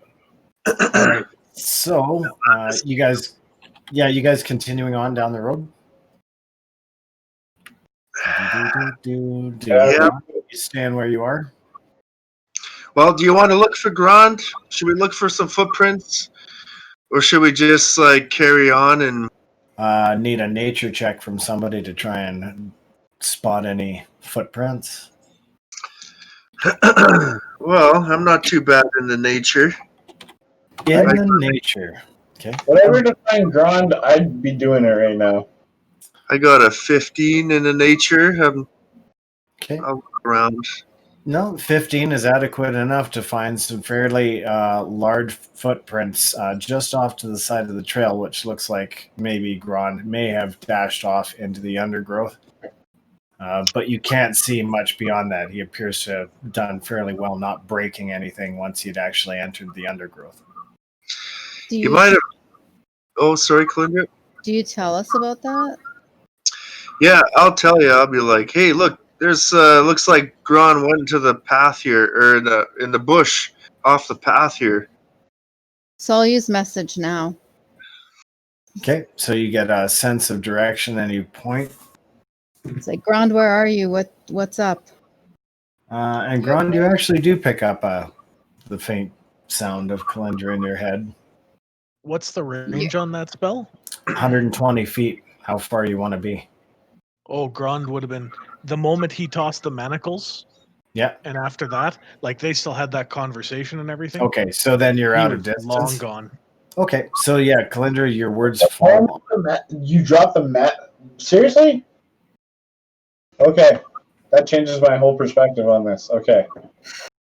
Never mind. So I guess you get a sense that he was there, but your message seems to fall on nothingness. I am not getting a response. Yeah, it's just like... I'm going to look at Calyndra and G-Bops very concerned. Okay. You see Emus twist up his face in a quizzical expression. Yeah. He looks like he's about to either shit himself or ask a question. Well, it's like I've lost my favorite pet. I'm not calling Grond a pet. Meat shield. Yeah, exactly. My meat shield. Where's my meat shield? Yeah, I love Grond. Nice meat shield. That probably sounds like a Taiwanese condom company.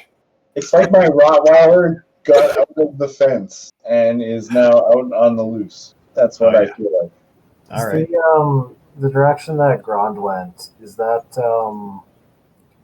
from Kite's best knowledge, is that in the direction of where Athrakul would have been? No, it literally breaks off the trail, and then you guys lose sight of where he would have disappeared to in the undergrowth. And the ways that the trees grow along the edges of the road, he could have ducked in, doubled back, ducked over, gone south, gone east. Jumped so far that we really know where his footprints That's are. the other thing too, is he's capable of jumping as well, so may have just boom, gone. So you guys know Grond better than I do, but he would just abandon you guys? Well, all I know is that his personal feelings are hurt by Kite's actions. Yeah, he's pretty pissed off. I know that him throwing the manacles down and then walking away, he's always been one to talk, and he was pretty pissed off at that, so this is not good. I'm very worried. I think Kite has done something grave, and I'm not very happy with her. Well, okay, but hey, wait a sec there. I'm worried about Grond too. But did he ask us if we wanted to take these prisoners? He just said that himself too. So now we all are autonomous people and could do things, and we have to trust in our actions. And If I only Grond was here to hear this empowering speech. Again, I will point out the facts of the case, and then I'll mansplain. Listen, they were never our prisoners. At no point we got them free of being imprisoned. We let them talk to Kite the entire time without manacles, without their supervision, without us being like, oh man, this is kind of fucking curious. You just showed up out of nowhere and you got all of a sudden there's corruption here and then there's corruption. No. She's just gonna walk slowly, very close to Emus until she's like right By in. the way, this entire issue seems pretty petty in the grand scheme of things. The she's beacon gonna go of right up, reason. Like, right up to Emus, jeez. right in her face. Say, I know you know what they said was true. I know you specifically know that. Knowing that what And then when I saw them, these youngins taking orders, I saw these youngins in your position taking orders before. They don't know who they're taking orders from. They just told you a load of shit, just like the other fucking master you had told you a load of shit. she's I'm gonna just gonna punch eat him. rations like popcorn. I'm punching Emus right in the face and knocking him on his ass. I man. rolled and you have to roll really high to get me. Oh man, it is on like Donkey Kong. I'm gonna make you to roll initiative any minute now. I'm gonna sit on my horse. Are we doing PvP tonight? Is that what I'm trying to say? Well, at the very least, she just rolled a 23 versus your acrobatics. That's funny because I was like hearing some fast backpedaling there right before you went to die rolling. I said I was rolling to knock him prone the whole time. All right. Can Calyndra try get in there and try and diffuse the situation? So like we have. You got a 23, right, Kite? Yeah, Kite versus acrobatics or athletics. Okay, and Calyndra, I'm going to need you to roll an initiative. Actually, all three of you need to roll an initiative, and your initiative, Calyndra, has to beat out Kite's in order to intervene before that action takes place. That was a 19. Okay, so you don't even reach in time. Kite is far too swift. For the initiative, I actually got 15 on that. 15. Yeah, and Lynette, you got, what did you get? 20. Or 19, sorry. For initiative? So you got 26, Kite. I rolled the 23 to knock him on his ass. But if we're rolling initiative, then that was 15. I'm still going to apply that as your first action on your initiative. I just needed to see who rolled first to see whether or not Calyndra got an action in there in time to stop that from occurring. Okay, well, the first roll I got was 18, so if you want to plus that to initiative, then that would be 22. And if we're doing the next one, then that would be 11 plus 5 for the shove action there, so it'd be 16 for that. Okay, so since we're doing initiative first, that means that Calyndra managed to get in there just in time to what were you doing to Emus? I got initiative 23. Okay.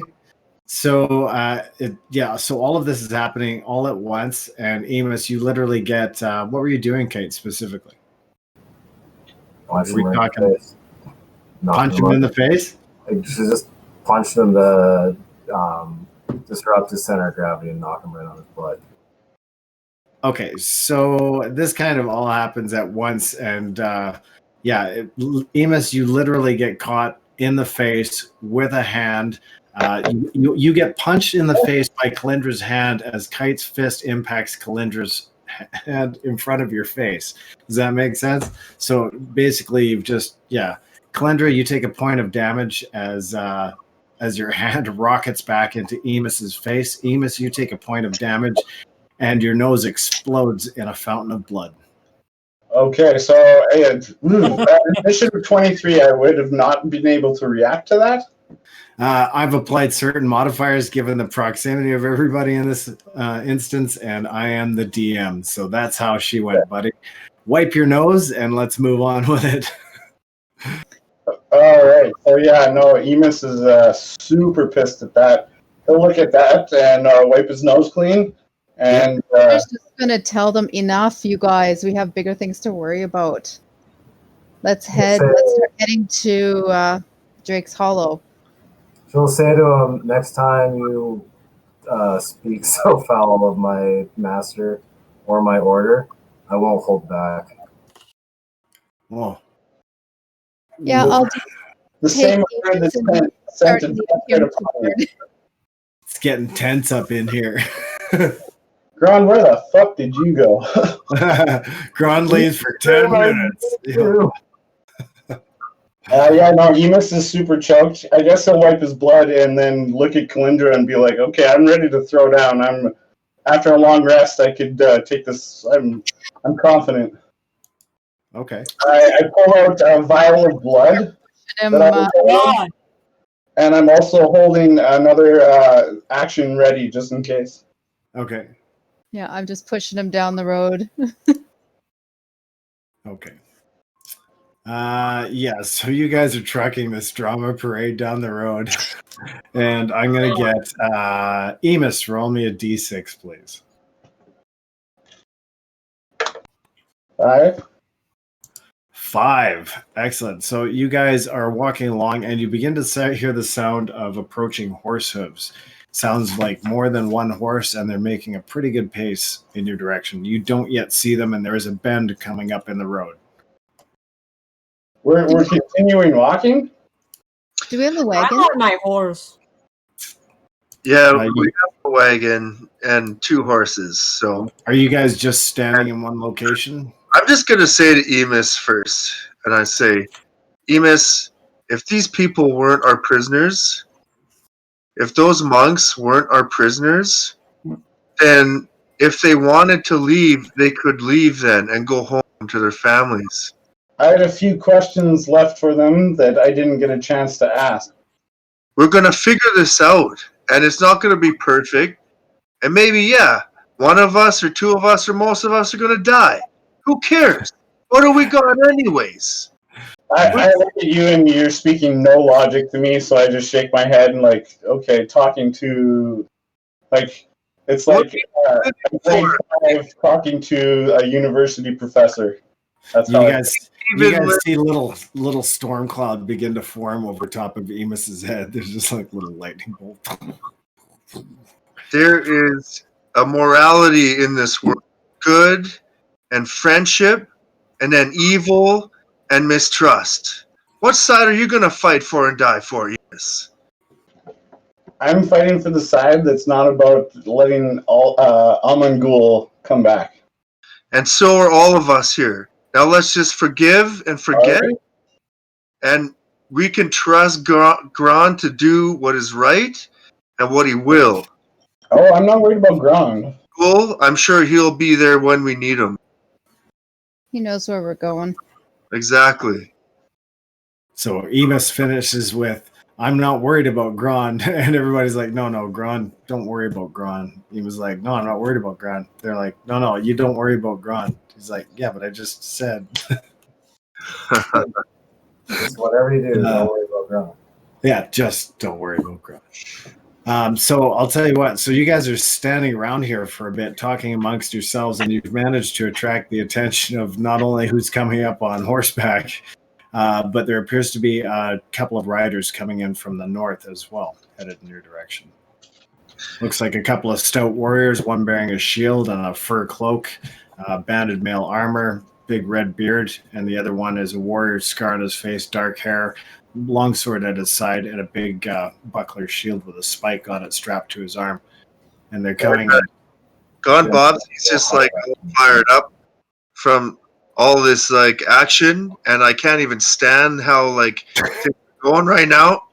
And I'm just gonna be like, "Good day to you all. I hope you are all fighting evil every day, day in, day out, and loving your neighbor. And you got well better be, Otherwise, we're all coming after you. You better watch out because the forces are good. They're going to be rolling in like thunder here, fellas. Good day to you. Throw them a gold piece each. Oh my goodness. These are to the two warriors that we're just approaching? Yeah, everybody. Yeah. Yeah, okay, well, wow. Okay, so literally, That's fucking awesome. okay, so the whole kit and caboodle seems to give your entire party and this calamity going on at this part in the road an entire wide berth, and they do their best, including moving their covered wagon off to the bumpy side of the trail in an effort to avoid any interaction with you at all. Your gold piece falls on the ground beside their covered wagon, and beside the other warriors as they pass. They all remain fixated on you as they cross paths and head in opposite directions on the road. And the warriors increase the pace of their horses as they get a safe distance away from you. Good day to you. Good luck on your fight with evil. Goddamn sick of this bullshit. Like, let's get on to the hot Drake's Hollow already. Yeah, as the band wavers a little more towards the side of gnomedom. Bops is losing it. Yeah, losing his damn mind. Yeah. I mean, for the record here, the Sith are like, they're the way to go, right? Yeah, that's right. Imperial forces, they're not the ones who blew up a Death Star full of millions of people. And contractors, man. That's right. Contractors still work on that. Innocent people, Paying union folk. All right, so so you guys continue on down the road, or are you guys going to stand around and continue to argue at this section of the road? I'm going to get on that wagon, and I'm going to be like, it's time to go. And I'm going to, just start going. Okay. Yeah, I'm well, you guys... too. Yeah. Okay, everybody kind of piles in the wagon as Bops kicks her into full gear. Kite, what are you doing? Oh, wait, Emus? I'm on top of my horse. Okay. George. Yeah, Kite will just jump in the wagon there. Okay, yeah, anybody that came with the horse still has to take their horse, or they're having it tied to the wagon, which I'll keep in mind if there should be any kind of encounters as well. Yeah, it's probably Horace is tied to the wagon. Okay. In the back there, yeah. Mirajane, you're riding your horse? Okay. Emus, did you take a horse? I did not. I was walking originally beside Kite. Calyndra took one, correct? No, I didn't. No, you didn't? Okay. So you guys are all in the covered wagon? Calyndra is like at the positioning front? herself between Kite and Emus. Actually, never mind. If it's just those two and there's no other horses, then she'll just be on foot a little bit ahead of the... Oh, there is a horse. You can ride Horace. She'll ride Horace. Okay. Yeah, so you untie a horse from the wagon and then you carry on by yourself there. You're riding ahead of the group as like sort of recon or? Just a little bit, yeah. Okay. About how far ahead of the wagon are you going? Just about 20 feet. Okay. So you guys keep marching down the road and you're traveling for another couple of hours and it starts to rain just a little bit and you begin to smell this burnt wood smell in the air. No, well, that's I need. There you go. I need you to roll a d6. Who are we getting to roll this? 1, 2, 3, 4, 5, 6. Ty, if you want to roll me a d6, please. You don't have to be here. I just needed somebody random to roll. Yeah, 4. Okay. So you guys don't encounter anything, and about 20 minutes later, the road opens up and you see the familiar sight of Drake's Hollow. However, there are several large patches of grass that look to have been damaged in the front, and the signpost is slightly crooked. The rocks were the sign of Drake's Hollow on the road. It's kind of been tilted off kilter, and it looks like half of the tree on the one side took a bit of a torching. All its limbs and stuff are still there, but it looks like there was a fire in the kitchen area. And as you guys come out, you can see there's actually a few people who are kind of working on this, the exterior of the tree. Looks like they're applying some kind of dark pitch or something to the wounded areas of the tree. I'm gonna like turn back into the wagon and tell Calyndra and Emus. It seems like things are all right here, but there's a lot of damage in Drake's Hall. And I put my like little gnome paw on like Emus's shoulder. Is he even here? No, Emus disappeared. Oh, there he comes. Yeah, Emus is like, fuck you all. And And fuck Grond too for leaving me the meat shield. And I'm gonna put my hand on Emus's shoulder and I'll look at him. You know I love you, right? We're all in this together. I got your back, bud. Okay, now let's go help these people. And like drive into Drake's Hollow. Okay, so as you approach and as you guys come out, a few of the people standing around at the base of the tree look a little bit startled, and they seem unsure of you.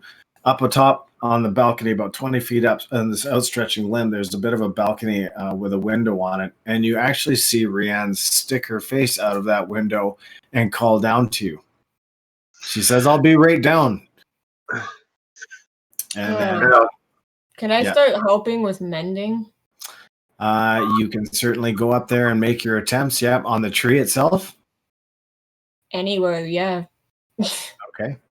So you're going to go up, and yeah, there's banisters and parts of the tree that were, carved out of the, dead wood of the tree and stuff like that. So you can attempt to mend some of that stuff and heal some of the burnt damage that's there. Anybody else doing anything as Rianne's making her way down the tree to see you? Does anyone need healing? What's that? Is Uglock around? You don't see Uglock anywhere.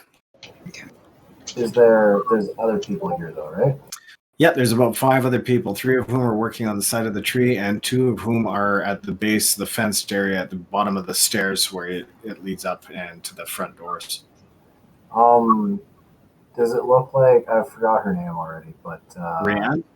No, the NPC brought back from the mine, Kite's friend. Oh, Kaylin. Kaylin. Yeah. Does it look like Kaylin's still here or no? Or Calido? Yeah, you don't see either of those individuals from your current vantage point. You're literally just on the road heading towards the front. Kite will do like a quick look for them, but then she'll get to helping out the crowd with anyone who needs like medical attention or okay. So the 2 people at the base of the door, as you get close, you see that they're armed with pike staffs and they appear to be in a guarding position, and they look a little bit nervous on your approach. But as they begin to start towards you, you see the front doors of Drake's Hollow open up, and Rianne steps out onto the little veranda there and begins to descend the stairs in your direction. She's like, "I was passing by the window and saw you approaching. Don't tell me you were just passing by." No. There's been much developing here. Kite, were you about to fill in Rianne? Well, I think Bops can take he's more the talker. So if you want, what I can do is I'll just like condense it into, you informing her of basically the events that have transpired over the last couple of days, or last, I guess it's like 4 or 5 days now. And finding this new Aasimar held prisoner, and all the little battles and your excursions into the Silverwater Castle. So you kind of bring Rianne up to date on that. She invites you inside to continue the conversation. If anybody's staying outside, I assume that Mirajane is doing some mending outside. Anybody else staying outside? We're going to look for Elsith. I might have missed that part. If you're asking Rianne, Elsith hasn't been around in days. Does she know where his destination was? The city of Calyndra. Can you get me there as quick as possible? Do you mean teleport? Yeah, I'm kind of waiting for a friend to come back, but we do need to make our way there as soon as possible. Is your need immediate, or do you wish to rest first? Did we just rest? How long did it take to get here after the rest? A day and a half. Ooh. Yeah. Well, are we going to Calyndra, Emus, or are we headed to this secret passage to do reconnaissance on that? I would like to go to like Calyndra to at least try to see if I can buy armor or something. Oh, I see. Oh, okay. Also, Kite wants to go high watch. Like the whole party's got like different objectives.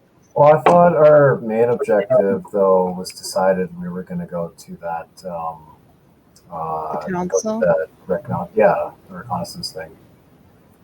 Okay. Reconnaissance thing. I thought that we were checking out the council and Calyndra. Yeah. Talk to them. Well, the council in Calyndra was the suggestion of Aiden. That doesn't necessarily mean that's your destination. Yeah, I think. Moreover, He also asked us specifically to go do the reconnaissance thing first. Right. Time was The reconnaissance. Oh, that we already passed that. So in that Y in the road that I was pointing out, that reconnaissance was passing that Y over that way. I thought going back was ignoring that reconnaissance thing. When we landed outside the woods of that Y, we could have done the reconnaissance and quickly traveled north to hit that reconnaissance point. yeah, but you guys wanted to go to Drake's Hollow first and just kind of land and kind of gather your shit and then, kind of springboard from there. Yeah, we had to. Could teleport there too. Well, did we want to wait a little bit, see if Grond catches up? Grond's on his own mission. I think Yes. Grond will have his own means of being able to be at the right place at the right time. Because we had to finish with telling Rianne what happened at Silverwater, and then just go from there.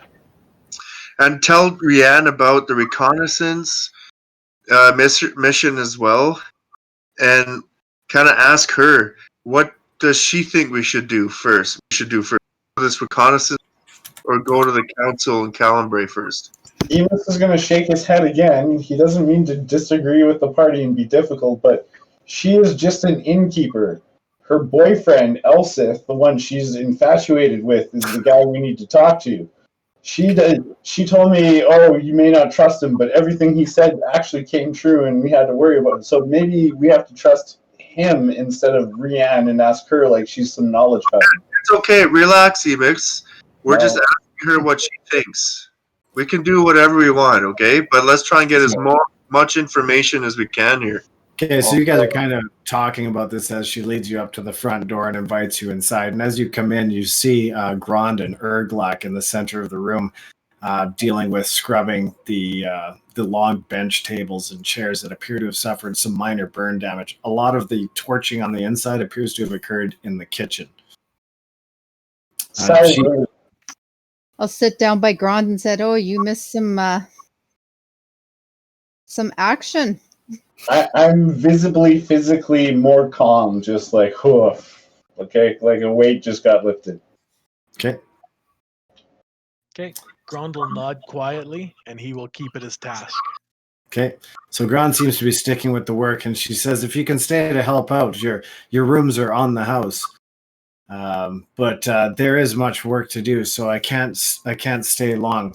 And she, you guys kind of condense some of the information and you share it on the way in here. And while she kind of does a few chores around getting this kitchen organized, she says that during the assault, a stray arrow came through the window and set a pot of boiling oil on fire, which caused the kitchen to erupt in flames. And unfortunately, she wasn't close enough to save it from complete damage, but you can see that the damage is mostly superficial and smoke related. Were you making churros? Is that what you did? No, burritos. They're delicious. Yeah, deep fried like taco time burritos. The deep fried ones, so unhealthy. All right. So anyway, before I get too hungry to continue here, you guys kind of relay that information. She also informs you that any goods that you would have had stored, the assailants never made their way into the actual building proper. So you guys, anything that you had stored here is still available for access. Awesome. So, yeah, what does Rianne think that we should do? She says your reconnaissance mission sounds like it would offer more information for your visit to the Calyndra Council versus the other way around. That's what I think too. Let's go do this reconnaissance, and then we'll head to Calyndra. But if you all disagree, let's talk about it. I appreciate the notion, and I'm visibly happier, so I'll go with what the party sways. You guys all get a sense that Emus is feeling much better with Grond in the room. And overall, the party just seems a little more relaxed with their big, strong friend, at least visible. And yeah, it looks like Erglach took a few burns, and he's just generally covered in sweating from head to toe. And he's just trying to get everything in the room polished and cleaned up. There's a lot of water and suds and stuff like that across the floor, as some of the I don't want to call them servants. They're not really servants. Some of the staff are cleaning up around the tables and trying to mop the floors and stuff like that. So what are you guys doing now? Are you sticking around and helping with the cleanup? Are you checking into your rooms and then cleaning up? Go over to rooms. I'm just gonna go to Grond first there. Okay. And you're cleaning the floors there, Grond? Oh, he's been cleaning the tables. They've Table. been scorched. Yeah. Okay. I'm gonna come on up to your shin, and I'm gonna stand on your foot, and I'm gonna give your knee a big hug. Don't you ever do that to me again, Grond? And I'm just leave us like that. And then Breather is not a bad thing. I suppose not. But life doesn't need to be this hard. It flows like a river. Best not to hold on, my friend. Yeah, it's like hanging out with an angry half-ogre is like putting an angry Wolverine in your trousers. Well advised. Grond will look at him and he'll be like,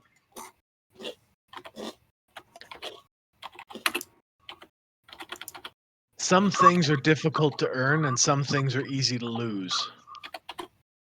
Sometimes we have to make judgments upon what we're willing to give up and sacrifice. Erglach says, you're like a scholar, Grond. He continues to scrub at the mantelpiece. And I'm going to look at Grond and I'm going to say, life is too short to think we know everything. Life is a highway, says Erglach. I want it my way all night long. And he continues to scrub. And I'm going to be pick up that, and I'm going to be I thought you'd never ask, Erglach, and I'm going to out the guitar, the violin. Life is a highway. Just start playing some nice, comfortable, theme music, pumping everybody up. Wait, roll me a performance check, please. We'll see if your music turns people on or turns people off. It's a 13. 13? Yeah. Okay, well, it's a subpar performance, but you are a delightful character, so that improves the mood overall. Unfortunately, there doesn't appear to be many people inside this particular common area other than the two half-ogres and your party members, and Rianne, who seems to be coming in and out of this room and the kitchen. Meanwhile, outside, Mirajane, you continue to heal some of the stuff, and you notice that there's a couple of people out here that look to be humans. And they've got these huge buckets that what looks like some kind of black pitchy substance, and they're kind of applying it to all the burned areas of the trees. So you're kind of helping heal things, and they're kind of patching stuff up out there. Kite's out there with Mirajane helping with that. Okay. I gotta go and pick up our son from a friend's place real quick. Yeah. I'll try and join them on my phone.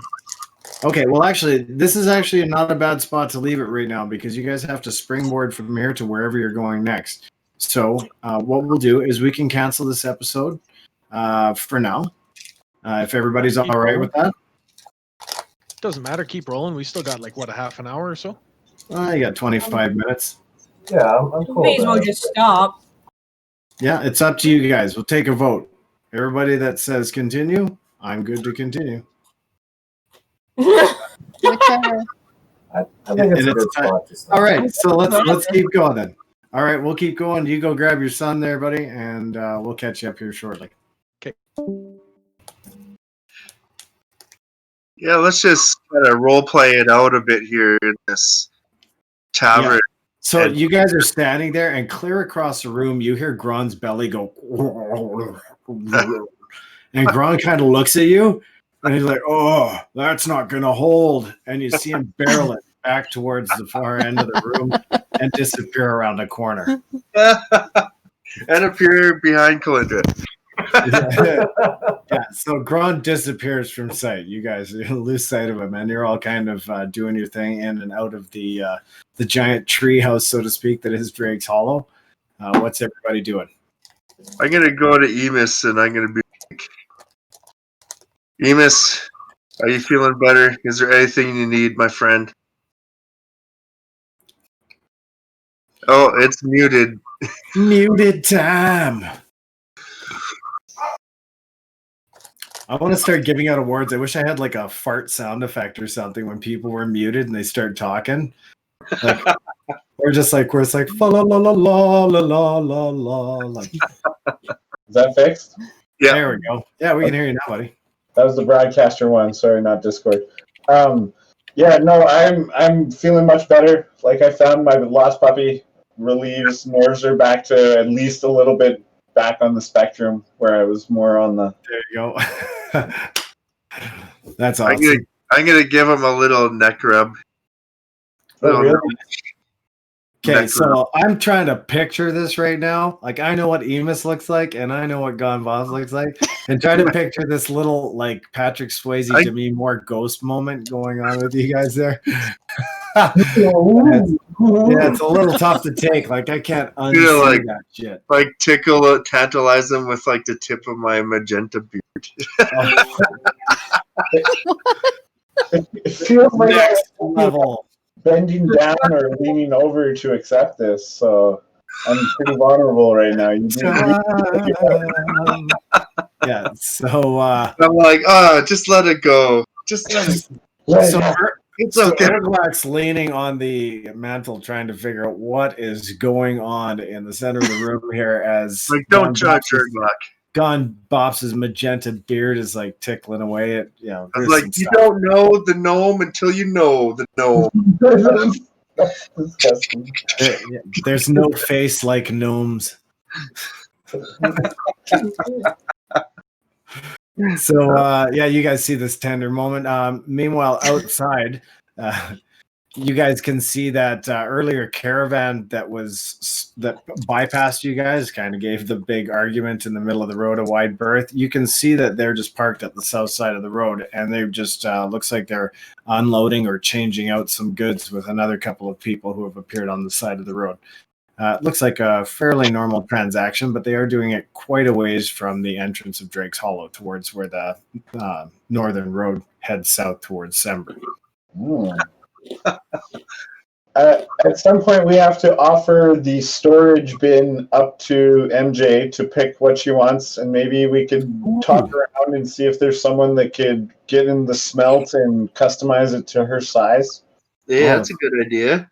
Speaking of which, we got to get a new drawing for MJ on the team roster because. Yeah, as soon as you do that, I can make a model, and the whole models will be complete again. Okay. Yeah. Yes. And Joseph's art is amazing. I'll talk to you I'm after. looking through what? Yeah, there is a huge vault in here, and these guys have a room in that vault that is dedicated to their possessions, so they're able to store things here. Wasn't there like a +3 mace or something in there? You guys kept track of that stuff, so. Yeah, I have it all here. I can copy and paste and send it for her to pick through after. But Okay. we definitely probably, because a lot of this stuff for armor is what you're kind of looking for right now, because we lost your armor. You might have to get tailored to your size. I don't know. Yeah, tailored to her size and her build too. Like, she's a totally different frame than some of the men larger men that have been wearing that armor. But that said, the quality of the metal used to produce the black metal armor of some of the soldiers that you hauled up here is really good. So you suspect that with the proper, metallurgical knowledge, proper, blacksmithing ability, that somebody could reforge that armor into something quite impressive for you, and it would be forged of black metal. Would Erglak be able to do that, or know if someone could run? If you're asking him, Erglak says he doesn't know how to make weapons, knows how to use them. Does anybody here know how to be blacksmith at Hollow Place? Simber. No. They have great smithies in Simber. We have a few debts to pay in Sember, don't we? That's a metaphor for kicking some ass in Sember. Oh yeah. We haven't got those guys, though. Okay. Those are the same thieves who kidnapped Mirajane, and we killed all those guys. Well, we didn't kill all of them. We could the thieves You killed the ones on the road. Yeah, but that was the shape-shifting jerk who had that super vendetta against. Yeah, but so we don't know what else. Only an insight check, Kite. That could be they could be the leaders. That's how I have them pegged on this mafia chart that I'm building. But MJ, I say we bring at least one of these suits. What happens for you? What happens to a large band of criminals when you remove the leadership? A new one comes. Probably the same thing that happened the last time they got new leadership right in front of us. There's a power vacuum and someone takes it. In real life crime, there's a fight for the war for the vacuum to take the power of the leadership. So just like when John Gotti took out Paul Castellano, there's a vacuum and someone's got a pull, or there's no leadership, and then there's a war for leadership. So someone takes that leadership right away, or then there's a war within the faction to take that leadership. So we should go in there, destroy whatever leaders come up now, and put Calyndra in. Hey. Ooh, there's a twist. What a twist! I'm all up for a gang war. I feel like that should be second priority. Wow! Calyndra takes over the Sember Thieves Guild, sets up shop. That would be pretty cool, though. It's very cool, but the reason I suggest it is I believe it's one brick in the foundation for Amun Ghul. They take human slaves that work in the mines, that produce the weapons, that make the army that then Amun Ghul will use to conquer. It's a fucking chain, and it starts with the thieves. They also are a suspect in stealing that Dagger of Destiny, or at least working with Athrakul to steal it. And if we were to take it over, we could maybe get some very valuable intel. Yeah. The one thing I don't know, and the reason I didn't want you to let those monks out, is because Emus, see that chain he just built? Those corrupt monks that was just talked about? I don't know where they fall in that chain. You knew them specifically, though, were innocent. Them specifically were young, just like you were at one point. But you knew they specifically were innocent, though, yes? Yes, but I also let them receive a scroll from a dark figure. There's some furious finger wagging going on here. It's like, I almost want to roll initiative again. Kite's out of the room for that one. But yeah, I mean, if you had any questions about it, she'll fill you in. But as far as she was concerned, they've answered everything to the best of their knowledge, and she knows how her temple works. She would have known how much information they would have been given. So if Emus wants to trust that or not, that's up to him. But basically, as far as what Kite is concerned, they told you everything they know. True, and I'll just leave it at explaining to Kite that I will know things that they would their naivety wouldn't be my naivety. When I detect their thoughts, I could read more into their thoughts than they can read, kind of thing. So as far as him mansplaining that, she would just temple explain it back to him. That there's an order that how her temple operates, and she doesn't expect him to understand. She does expect him to respect it and watch his tongue around her this time. Oh, he's gonna shake his head, and he's just gonna prepare. Okay. And I'm gonna be like, so, I Mirajane. imagine that would have been back at that previous argument. Oh, okay. Yeah, because as far as RPing right now, she's out with MJ helping her with the civilians there. Oh, okay. And I went to look for Elsith, which was tucked around. Well, So I'm gonna look in this vault place for black armor. We can give you a suit of armor from the Legion of Night to meld into your size. So we should carry one of them. Take one from storage and carry it around. So when we run into a blacksmith, you get a suit of armor. Okay. I'm going to assume the horse I got from Aiden had like a saddle and stuff on it. Yep, two saddlebags. Yeah, I'm gonna put it in stuff into the saddlebags. Okay. And so you know that damn rug I have to the horse. Nice. Yeah, that rug. Yeah, That's totally forgot about that rug, man. It's been on my back this entire time. They totally tied the room together. And that's a rug of the Phoenix, right? So yeah, I mean, I can offer it to Drake's Hollow since they, went through fire stuff. Yeah, it's not like, well, this is a little after the point, but here we go. Yeah.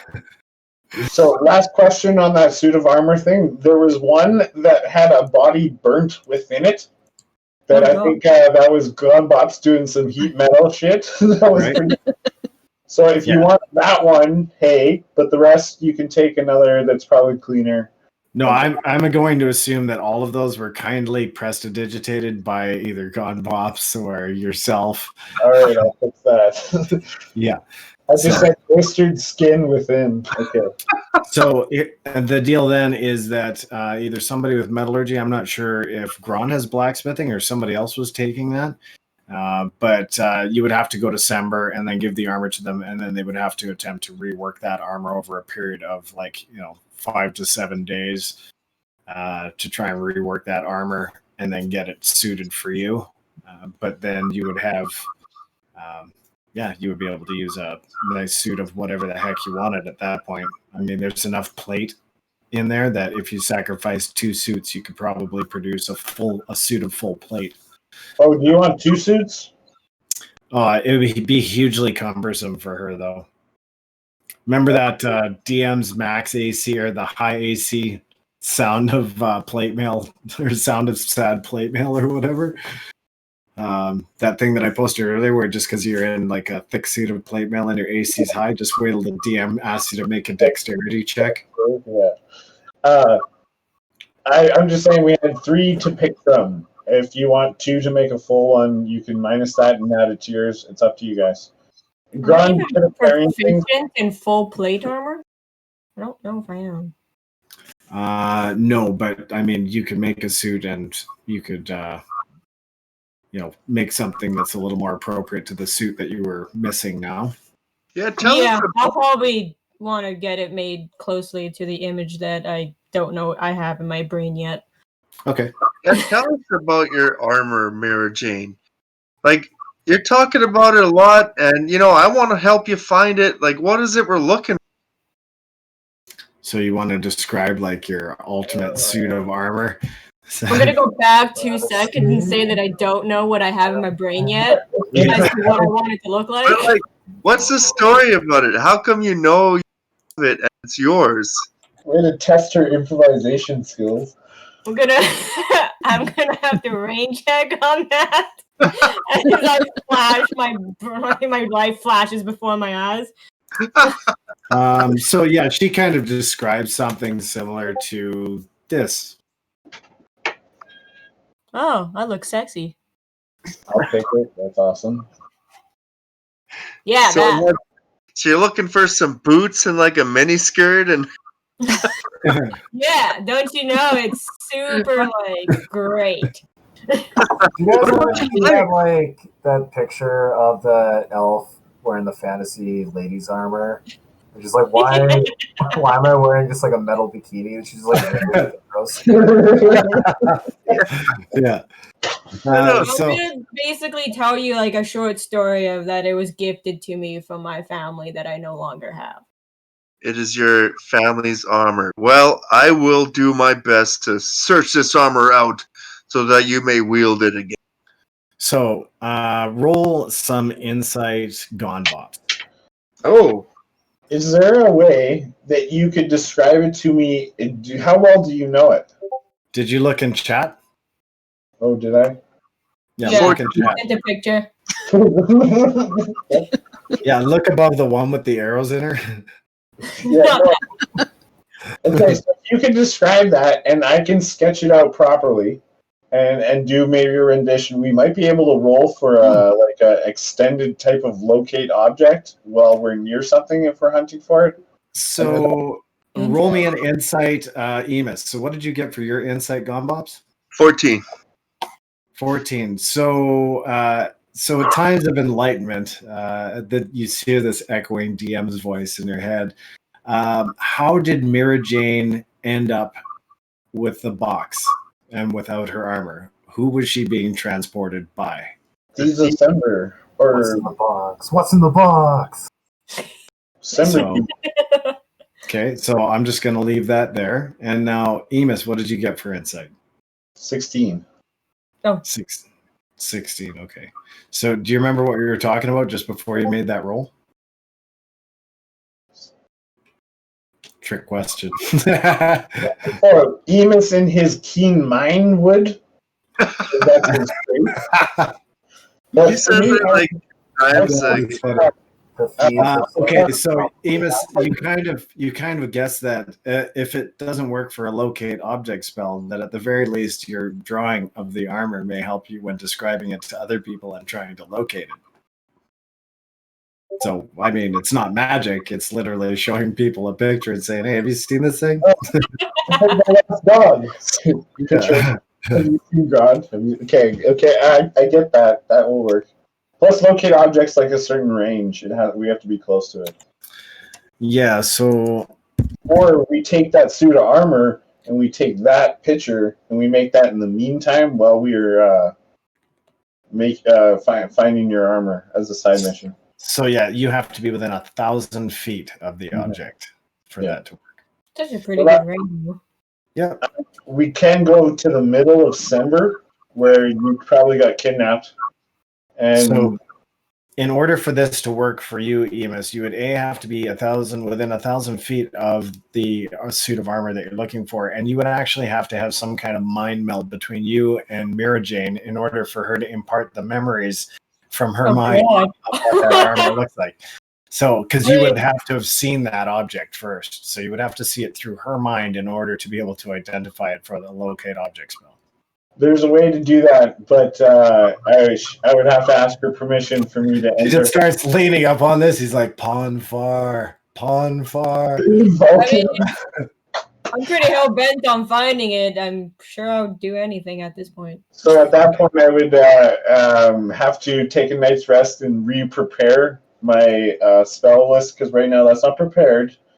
But I would be able to detect thoughts and then try and locate object. If we're within 1,000 feet of it, I could hopefully that combo would give me a chance. Okay. So I'm not good at damage, but I'm good at playing detective, and this might help out. Okay, so roll me D20. I wonder if I need a spellcraft going here. I wonder. Ooh, natural 19.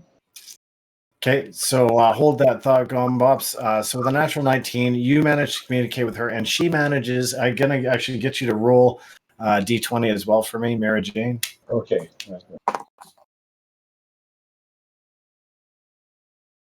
19. Okay, and she manages to conjure in her mind at that exact moment an image of the armor she's thinking of. So she manages to stay mentally focused enough to keep that image in her mind long enough for you to use you to detect specifically that thought and get a visual image. So you now have a visual lock on what that image looks like in your brain. All right. So you still need to be within 1,000 feet of the object in question to help locate it, but you now have a better chance of doing so. Thank you. I'll mark detect thoughts off, and then I'll have to re-prepare my spells to get that other one. Okay. And I'm just thinking, then maybe we do this reconnaissance first, get that going.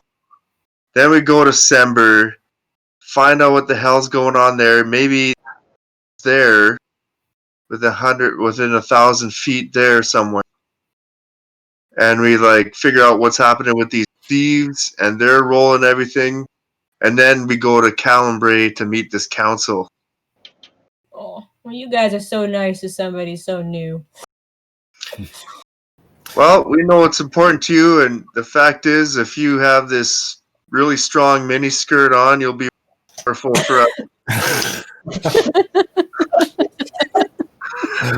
Oh, man. Also, Okay. some of us have lost some stuff that's pretty important to us, so we know that really sucks. We've lost it to these thieves specifically, so we know that extra sucks. But if we can deliver some divine karma justice to these guys, then yeah, let's do it. All right. Absolutely. Are we gonna take a rest here in Drake's Hollow?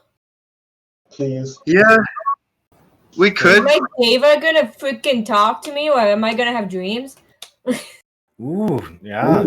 You'll find out, I guess, as the night sets in. So when we pick up this game next week, we'll start where it's just getting into the evening. But You got I right wanna now. know. What's that? I wanna know now. Yeah. Well, 10:56. We've got a few minutes, but I'm not going to share that with you because I keep that suspense in my pocket. So we'll play that next week. Yeah, that's right. In my deep pocket. So yeah, we'll pick that up right where you guys leave off now, which is just kind of heading into the dinner hour. So we'll assume that everything kind of gets cleaned up with the kitchen. Between Erglak's pause. Grond doesn't come back for a while. He's not doing well, but you do hear some uncomfortable sounds coming from the location of the bathroom just down the hall from the main room. So when he comes back, we'll find out what happened to him and what intestinal war he suffered. So you guys managed to sit down and get some ale. The meal is going to be on Rianne, at least for this particular meal. So she gets you all served up with a nice flagon of mead and or ale in front of you guys, and you just start to eat your meal and relax a little bit as everybody comes in from the outside to join you guys. And I'm for sure going to be like putting on a show tonight. People Okay. are going to need some good times to chill out and let their mind ease. Fortunately, you have you still have some good energy at the end of a long day, and you're still an excitable little gnome. So you break out your instrument and start playing, and then roll me a quick performance check to see how well that's going before we duck out here for the evening. Hopefully, we finish on a good note. It is a 25. That is finishing on a excellent note. So you guys start up the performance. Everybody is just starting to mellow out a little bit for the first time in days. And you hear Grond starting, you hear this, oh, my stomach, as Grond appears on the far side of the room, just coming out of an archway. And that's where we'll leave it for this week's chapter of Chronicles of Chryalis. So yeah, feel free to, is that everything left in storage that you just posted there, Jace? Yeah, for armor and weapons, that was probably we left some perishables in storage, which was probably not a good idea. But that's okay, yeah. Oh, wow, you did. Okay, well, we'll explore that grossness a little more in depth next week. But for now, thanks everybody for coming out tonight. And I will look forward to seeing you all. I'll look forward to catching up at Camarine Adventures over at Lynette's tomorrow night. And I will look forward to seeing the rest of you all next week. Enjoy the weekend. Right. Thanks, Kelly. Thanks, everyone. Yes. Some wild fucking role play tonight. Yeah, no doubt. Yeah, man. Sorry, team, for making it get intense, but she's a hothead, so I had to play it like that. We're all a bunch of hotheads.